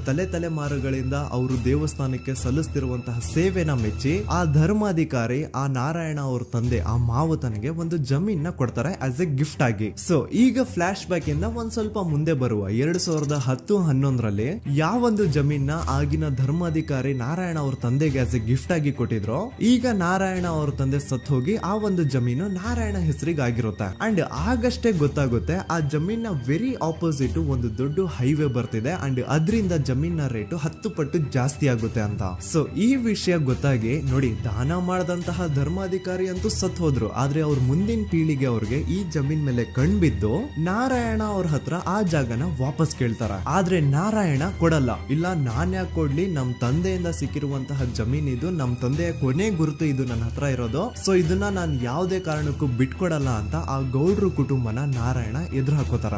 ಆಗ ಗೌಡ್ರು ಕುಟುಂಬದವ್ರಿಗೆ ಕೋಪ ಬಂದು ಅವ್ರೇನ್ ಮಾಡ್ತಾರೆ ಅಂದ್ರೆ, ನಾರಾಯಣ ಮನೆಗೆ ನೀರಿನ ಸಪ್ಲೈ ಇರುತ್ತಲ್ವಾ ಅದನ್ನ ಬಂದ್ ಮಾಡ್ತಾರ, ಎಲೆಕ್ಟ್ರಿಸಿಟಿ ಸಪ್ಲೈನು ಕಟ್ ಆಫ್ ಮಾಡ್ತಾರ, ಊರಲ್ಲಿರುವಂತಹ ಎಲ್ಲಾ ಚರಂಡಿಗಳನ್ನ ಕ್ಲೀನ್ ಮಾಡಿ ಆ ಕಸ ಏನಿರುತ್ತೋ ಅದನ್ನ ತಂದು ನಾರಾಯಣ ಮನೆ ಮುಂದೆ ಹಾಕ್ತಾರ. ಇಷ್ಟೇ ಅಲ್ಲ, ನಾರಾಯಣ ಅವ್ರ ಹೆಂಡತಿ ಮಕ್ಕಳು ಎಲ್ಲಾದ್ರೂ ಆಚೆ ಹೋಗ್ತಾ ಬರ್ತಾ ಇದ್ರೆ ಅವ್ರನ್ನ ಕೆಟ್ಟದಾಗ ಬೈಯೋದು, ಹೊಡ್ಕೊಳ್ಳೋದು, ಬಡ್ಕೊಳ್ಳೋದೆಲ್ಲ ಮಾಡ್ತಿರ್ತಾರ. ಇಷ್ಟೆಲ್ಲ ಆಗ್ತಾ ಇದ್ರು ಸ್ಟಿಲ್ ನಾರಾಯಣ ಮಾತ್ರ ಆ ಜಾಗನ ಬಿಟ್ಕೊಡಲ್ಲ. ಆ ಜಾಗದ್ಗೋಸ್ಕರ ನೀನ್ ಬೇಕಿದ್ರೆ ಇದನ್ನೆಲ್ಲ ಸಹಿಸ್ಕೊಂಡಿರಪ್ಪ, ನಮ್ ಕೈಲಂತೂ ಆಗಲ್ಲ ಅಂತ ನಾರಾಯಣನ ಹೆಂಡತಿ ಮಕ್ಕಳು ಅವನ್ನ ಬಿಟ್ಟು ಬೇರೆ ಊರಿಗೆ ಹೋಗ್ಬಿಡ್ತಾರ. ಈಗ ಮನೆಯಲ್ಲಿ ನಾರಾಯಣ ಅಂಡ್ 45 ವರ್ಷ ವಯಸ್ಸಿರುವಂತಹ ನಾರಾಯಣ ಅವ್ರ ತಂಗಿ ಯಮುನಾ ಅವ್ರು ಮಾತ್ರ ಇಬ್ರೇ ಇರ್ತಾ ಇದ್ರು. ಸೊ ಒಂದೊಳ್ಳೆ ಅವಕಾಶ ನೋಡ್ಕೊಂಡು 21 ಸೆಪ್ಟೆಂಬರ್ 2012 ಮನೆಯಲ್ಲಿ ನಾರಾಯಣ ಹಾಗೂ ಯಮುನಾ ಇರ್ಬೇಕಾದ್ರೆ ಯಾರೋ ಮನೆ ಒಳಗಡೆ ನುಗ್ಗಿ ನಾರಾಯಣನ್ಗೆ ಹೊಡೆದು ಯಮುನಾಗೂ ಸಹ ಹೊಡೆದು ನಂತರ ಅವಳು ಮಾಡಿ ದೆನ್ ನಾರಾಯಣ ಹಾಗೂ ಯಮುನನ ತಲೆನ ಒಂದು ರುಬ್ಬಗುಂಡಿಂದ ಚಚ್ಚಿ ಸಾಯಿಸ್ಬಿಡ್ತಾರ. ಈ ಕೊಲೆ ಆಗಿದ್ದು ಕಳ್ಳತನಗೋಸ್ಕರ ಅಂತ ಪೊಲೀಸ್ ಅವರು ತಮ್ಮ ರಿಪೋರ್ಟ್ ಅಲ್ಲಿ ಬರೀತಾರ. ಆದ್ರೆ ಪಾಯಿಂಟ್ ಏನ್ ಗೊತ್ತಾ, ಆ ಮನೇಲಿ ಒಂದ್ ಸ್ವಲ್ಪನೂ ಹಣ ಆಗ್ಲಿ ಅಥವಾ ಬಂಗಾರ ಆಗ್ಲಿ ಕಳ್ಳತನ ಆಗಿರಲ್ಲ. ಕಳ್ಳತನ ಆಗಿರೋದು ಕೇವಲ ಆ ಮೇನ್ ರೋಡ್ ಅಲ್ಲಿ ಇದ್ದಂತಹ ಪ್ರಾಪರ್ಟಿ ಪೇಪರ್ಸ್. ಎಂತ ಕೋಇನ್ಸಿಡೆನ್ಸ್ ನೋಡಿ, ಯಾವ ಒಂದು ಜಮೀನಿನ ಪತ್ರ ನಾರಾಯಣ ಮನೆಯಿಂದ ಕಳ್ಳತನ ಆಗಿದ್ವೋ ಅದೇ ಒಂದು ಜಮೀನಲ್ಲಿ 10 ವರ್ಷ ಆದ ನಂತರ ಒಂದು ದೊಡ್ಡ ಹೋಟೆಲ್ ಸ್ಥಾಪನೆ ಆಗುತ್ತೆ ಅಂಡ್ ಆ ಹೋಟೆಲ್ ನ ಇನಾಗ್ರೇಷನ್ ಗೆ ಚಿಕ್ಕ ಗೌಡ್ರು ಬರ್ತಾರ. ಸೊ ಈಗೇನು ನಾರಾಯಣ ಹಾಗೂ ಯಮುನನ ಕೊಲೆ ಆಗಿದ್ಯೋ ಇದಾಗಿದ್ದು 20 ದಿನ ಆದ್ಮೇಲೆ ಸೌಜನ್ಯ ಜೊತೆ ಅಂತ ನಿರ್ದಯ ಘಟನೆ ಆಗಿದ್ದು. ಸೊ ಪೊಲೀಸ್ ಅವರು ಸೌಜನ್ಯ ಕೇಸಲ್ಲಿ ಸಂತೋಷ್ ರಾವ್ನ ಫಿಟ್ ಮಾಡೋದಲ್ದೆ ಈ ಒಂದು ನಾರಾಯಣ ಹಾಗೂ ಯಮುನಾ ಕೇಸಲ್ಲೂ ಸಹ ಸಂತೋಷ್ ರಾವ್ನೆ ಫಿಟ್ ಮಾಡಿರ್ತಾರ. ಇಲ್ಲಿ ಡೇಟ್ಸ್ ನ ಸ್ವಲ್ಪ ನೆನ್ಪಿಟ್ಕೊಳ್ಳಿ. ನಾರಾಯಣ ಹಾಗೂ ಯಮುನನ ಕೊಲೆ ಆಗಿದ್ದು 21 ಸೆಪ್ಟೆಂಬರ್ 2012 ಅಂಡ್ ಸಂತೋಷ್ ರಾವ್ ಧರ್ಮಸ್ಥಳಕ್ಕೆ ಬಂದಿದ್ದು 9 ಅಕ್ಟೋಬರ್ 2012, 20 ದಿನ ಆದ್ಮೇಲೆ. ಸೊ ನಾರಾಯಣ ಹಾಗೂ ಯಮುನನ ಕೊಲೆ ಆದಾಗ ಊರಲ್ಲೇ ಇಲ್ದೆ ಎಲ್ಲೋ ಶೃಂಗೇರಿಯಲ್ಲಿ ಯಾವುದೋ ಒಂದು ಹೋಟೆಲ್ ಅಲ್ಲಿ ಕೆಲಸ ಮಾಡ್ತಿದ್ದಂತಹ ಸಂತೋಷ್ ರಾವ್ ಹೇಗೆ ಈ ಒಂದು ಕೇಸಲ್ಲಿ ಆರೋಪಿ ಆಗ್ತಾನೆ? ಸೊ ಇದೇ ಒಂದು ಪಾಯಿಂಟ್ ನ ನೋಟಿಸ್ ಮಾಡಿ ಗಿರೀಶ್ ಮುಟ್ಟಣ್ಣನವರು ಧರ್ಮಸ್ಥಳಕ್ಕೆ ಬಂದು ಸಂತೋಷ್ ನ ಲಾಯರ್ ಜೊತೆ ಡಿಸ್ಕಸ್ ಮಾಡ್ತಾರ. ದೆನ್ ಫೈನಲಿ ಏನೋ ತಪ್ಪು ಮಾಡದೆ ಸುಳ್ಳು ಆರೋಪಗಳಿಂದ ಕರಪ್ಟ್ ಪೊಲೀಸ್ ಆಫೀಸರ್ಸ್ ನ ಮಿಸ್ಲೀಡಿಂಗ್ ಇನ್ವೆಸ್ಟಿಗೇಷನ್ ಇಂದ ಸಂತೋಷ್ ರಾವ್ ತನ್ನ ಜೀವನದ 8-10 ವರ್ಷನ ಜೈಲಲ್ಲಿ ಕಳೆದು ಫೈನಲಿ ರಿಲೀಸ್ ಆಗ್ತಾನೆ. ಒಂಥರ ಈ ಕೇಸಿಂದ ಸಂತೋಷ್ ರಾವ್ನ ಇಡೀ ಲೈಫೇ ಸ್ಪಾಯ್ಲ್ ಆಗೋಯ್ತು. ಈಗ ಸಂತೋಷ್ ರಾವ್ ರಿಯಲ್ ಆರೋಪಿ ಅಲ್ಲ ಅಂತ ಕೋರ್ಟ್ ಅಲ್ಲಿ ಪ್ರೂವ್ ಆಯ್ತು. ಹಾಗಿದ್ರೆ ರಿಯಲ್ ಆರೋಪಿ ಯಾರು? ಪೊಲೀಸ್ ಅವರು ಯಾಕೆ ಕೇಸಲ್ಲಿ ಇಷ್ಟೊಂದು ಅನ್ಫೇರ್ ಇನ್ವೆಸ್ಟಿಗೇಷನ್ ಮಾಡಿದ್ರು? ಯಾರ ರಿಯಲ್ ಹೆಸರನ್ನ ಮುಚ್ಚಿಡ್ಲಿಕ್ಕೆ ಪೊಲೀಸ್ ಆಫೀಸರ್ಸ್ ಈ ಒಂದು ಕೇಸಲ್ಲಿ ಸಂತೋಷ್ ರಾವ್ನ ಸಿಗ್ಹಾಕ್ಸಿದ್ರು? ಇದೆಲ್ಲ ಥಿಂಕ್ ಮಾಡ್ತಾ ಹೋದ್ರೆ ನೋಡಿ, ಆ ಊರಲ್ಲಿ ಆ ಪೊಲೀಸ್ ಆಫೀಸರ್ಸ್ಗೆ ಲಂಚ ಕೊಡೋಷ್ಟು, ಒಂದು ಪೊಲೀಸ್ ಇನ್ವೆಸ್ಟಿಗೇಷನ್ ನ ಸ್ಟಾಪ್ ಮಾಡೋಷ್ಟು ಅಥವಾ ಇನ್ವೆಸ್ಟಿಗೇಷನ್ ನ ಮಿಸ್ಲೀಡ್ ಮಾಡೋಷ್ಟು ಇನ್ಫ್ಲುಯೆನ್ಸ್ ಆಗ್ಲಿ, ಪವರ್ ಆಗ್ಲಿ ಅಥವಾ ಮನಿ ಆಗ್ಲಿ ಊರಿನ ಗೌಡ್ರು ಹತ್ರ ಮಾತ್ರ ಇದ್ದಿದ್ದು. ಸೊ ಈಗ ಸಂಶಯದ ಮುಳ್ಳು ಗೌಡ್ರು ಕಡೆ ತಿರುಗುತ್ತಾ. ನೋಡಿ, ಪೊಲೀಸ್ ಅವರು ಸುಮ್ನೆ ಸಂತೋಷ್ ರಾವ್ನ ನಾರಾಯಣ ಹಾಗೂ ಯಮುನಾ ಕೇಸಲ್ಲಿ ಫಿಟ್ ಮಾಡಿದ್ರು. ಈಗ ಆ ಒಂದು ಕೊಲೆ ಪ್ರಕರಣಕ್ಕೂ ಸಂತೋಷ್ ರಾವ್ಗೂ ಏನು ಸಂಬಂಧನೇ ಇರ್ಲಿಲ್ಲ. ಹಂಗೆ ಥಿಂಕ್ ಮಾಡಿ, ನಾರಾಯಣ ಸತ್ರೆ ಅಥವಾ ಅವನ ತಂಗಿ ಯಮುನಾ ಸತ್ರೆ ಯಾರಿಗ ಅಡ್ವಾಂಟೇಜ್ ಆಗುತ್ತೆ? ಊರಿನ ಗೌಡ್ರಿಗೆ, ಯಾಕಂದ್ರೆ ಅವ್ರಿಗೆ ಜಮೀನ್ ಸಿಗುತ್ತಾ. ಸೊ ಈಗ ನಾರಾಯಣ ಹಾಗೂ ಯಮುನಾ ಕೇಸಲ್ಲಿ ಸಂತೋಷ್ ರಾವ್ ಆರೋಪಿ ಅಲ್ಲ ಅಂತ ಪ್ರೂವ್ ಆದ್ಮೇಲೆ ಹಾಗಿದ್ರೆ ಆ ಕೊಲೆ ಮಾಡ್ದವ್ರು ಯಾರು ಅಂತ ಹಾಗೆ ಥಿಂಕ್ ಮಾಡಿದ್ರೆ ಗಿರೀಶ್ ಮುಟ್ಟಣ್ಣನವರಿಗೆ ಆ ಊರಿನ ಗೌಡ್ರ ಮೇಲೆ ಡೌಟ್ ಬರುತ್ತೆ. ಅದೇ ಒಂದು ಡೌಟ್ ಅಲ್ಲಿ ಗಿರೀಶ್ ಮುಟ್ಟಣ್ಣನವರು ಮಹೇಶ್ ತಿಮ್ರೊಡ್ಡಿ ಅಂತ ಇನ್ನೊಬ್ರ ಜೊತೆ ಸೇರ್ಕೊಂಡು ಈ ಹಿಂದೆ ಆ ಒಂದು ಊರಲ್ಲಿ ಆ ಧರ್ಮಸ್ಥಳದಲ್ಲಿ ಈ ಊರಿನ ಗೌಡ್ರು ಯಾವ್ದಾವ್ದೆಲ್ಲ ಕ್ರೈಮ್ ಗಳು ಮಾಡಿದಾರೆ ಅಂತ ಊರಿನ ಜನರಿಂದ ತಿಳ್ಕೊತಾರ. ನಂತರ ಆ ಊರಿನ ಜನ ಯಾವ್ದಾವ್ದೆಲ್ಲ ಮ್ಯಾಟರ್ಸ್ ಹೇಳಿದ್ರು ಆ ಕೇಸ್ ಫೈಲ್ಸ್ ನೆಲ್ಲ ತಿರುಗಿಸಿ ಮುರುಗಿಸಿ ನೋಡಿದಾಗ ನೀವು ನಂಬಲ್ಲ, ಸೌಜನ್ಯ ಕೇಸ್ ಏನೇನು ಅಲ್ಲ, ಅದಕ್ಕಿಂತ ಭೀಕರ ಕೊಲೆಗಳು ಧರ್ಮಸ್ಥಳದಲ್ಲಿ ಆಗಿವೆ ಅಂಡ್ ಎಲ್ಲಾ ಕೊಲೆಗಳ ಹಿಂದೆ ಗೌಡ್ರು ಕುಟುಂಬದ್ದೇ ಕೈ ಇದೆ ಅಂತ ಎದ್ದು ಕಾಣಿಸುತ್ತೆ. 1977 ವೇದಾವಲ್ಲಿ ಕೇಸ್. ಧರ್ಮಸ್ಥಳ ಹತ್ತಿರ SDM ಪ್ರೈಮರಿ ಅಂಡ್ ಹೈಸ್ಕೂಲ್ ಅಂತ ಒಂದು ಸ್ಕೂಲ್ ಇರುತ್ತೆ ಅಂಡ್ ಈ ಒಂದು ಪ್ರೈವೇಟ್ ಸ್ಕೂಲ್ ಬೇರೆ ಯಾರ್ದು ಅಲ್ಲ, ಆ ಗೌಡ್ರು ಕುಟುಂಬದ. ಈ ಸ್ಕೂಲ್ ಅಲ್ಲಿ 1977 ಅಲ್ಲಿ ವೇದಾವಲ್ಲಿ ಅಂತ ಒಬ್ರು ಟೀಚರ್ ವರ್ಕ್ ಮಾಡ್ತಿರ್ತಾರ. ವೇದಾವಲ್ಲಿ ಆ ಟೀಚರ್ ಜಾಬ್ ಗೆ ತುಂಬಾನೇ ಓವರ್ ಕ್ವಾಲಿಫೈಡ್. ಅವರ ಕ್ವಾಲಿಫಿಕೇಶನ್ಸ್ ನ ಗಮನದಲ್ಲಿ ಇಟ್ಕೊಂಡ್ರೆ ಅವ್ರಿಗೆ HM ಅಥವಾ ಪ್ರಿನ್ಸಿಪಲ್ ನ ಪೋಸ್ಟ್ ಸಿಗ್ಬೇಕು. ಆದ್ರೂ ಸಹ ವೇದಾವಲ್ಲಿ ಆಸ್ ಎ ಟೀಚರ್ ಆಗಿನೇ ಕೆಲಸ ಮಾಡ್ಕೊಂಡು ಹೋಗ್ತಿರ್ತಾರ. ಒಮ್ಮೆ ಏನಾಗುತ್ತೆ, ಸ್ಕೂಲ್ ಅಲ್ಲಿ ಪ್ರಿನ್ಸಿಪಲ್ ನ ಪೋಸ್ಟ್ ಖಾಲಿ ಆಗುತ್ತೆ ಅಂಡ್ ಆ ಒಂದು ಪೋಸ್ಟ್ ಗೆ ಎಲ್ರು ಏನ್ ಅನ್ಕೊಳ್ತಾರೆ, ವೇದಾವಲ್ಲಿನೇ ಸೆಲೆಕ್ಟ್ ಮಾಡೋದು ಅಂತ. ಆದ್ರೆ ವೇದಾವಲ್ಲಿಯ ಕ್ಯಾಸ್ಟ್ ಬೇರೆ ಇದೆ ಅನ್ನೋ ಒಂದೇ ಒಂದು ಕಾರಣಕ್ಕೆ ಆ ಪ್ರಿನ್ಸಿಪಲ್ ನ ಪೋಸ್ಟ್ ವೇದಾವಲ್ಲಿಗೆ ಸಿಗದೆ ಬೇರೆ ಯಾರನ್ನೋ ತಂದು ಕೂರಿಸ್ಬಿಟ್ಟಿರ್ತಾರ. ಇದರಿಂದ ಟೀಚರ್ ವೇದಾವಲ್ಲಿಗೆ ತುಂಬಾ ಕೋಪ ಬಂದು ಅವ್ರ ಸ್ಕೂಲ್ ಮುಂದೆ ಪ್ರೊಟೆಸ್ಟ್ ಮಾಡೋದ್ ಸ್ಟಾರ್ಟ್ ಮಾಡ್ತಾರ ಅಂಡ್ ಈ ವಿಷಯ ಸ್ಕೂಲ್ ನ ಓನರ್ಸ್ ಗೆ ಇಷ್ಟ ಆಗಲ್ಲ. ಸೊ ಅವರು ಆ ಕೋಪನ ಹಾಗೆ ಮನ್ಸಲ್ಲಿ ಇಟ್ಕೊಂಡಿರ್ತಾರ.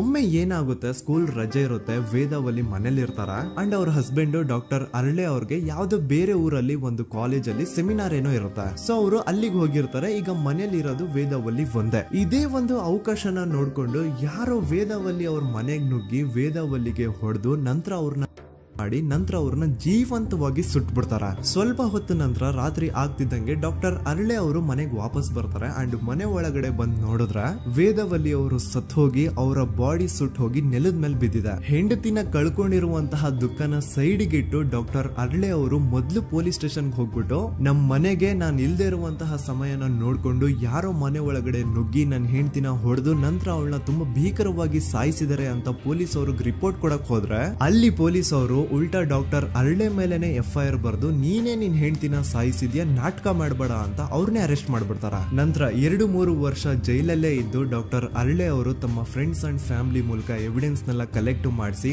ತಾನ ಕೊಲೆನ ಮಾಡಿಲ್ಲ, ತಾನ್ ತನ್ನ ಹೆಂಡತಿನ ಸಾಯಿಸಿಲ್ಲ ಅಂತ ಕೋರ್ಟ್ ಅಲ್ಲಿ ಪ್ರೂವ್ ಮಾಡ್ಕೊಂಡು ಜೈಲಿಂದ ರಿಲೀಸ್ ಆಗ್ತಾರ. ಸೊ ಈಗ ಡಾಕ್ಟರ್ ಅರಳೆ ಅವರು ಈ ಒಂದು ಕ್ರೈಮ್ ನ ಮಾಡಿಲ್ಲ ಅಂತಂದ್ರೆ ವೇದಾವಲ್ಲಿನ ಅಷ್ಟು ಭೀಕರವಾಗಿ ಸಾಯಿಸಿದವ್ರು ಯಾರು, ಈ ವಿಷಯ ಇವತ್ತಿನವರೆಗೂ ಗೊತ್ತಾಗಿಲ್ಲ.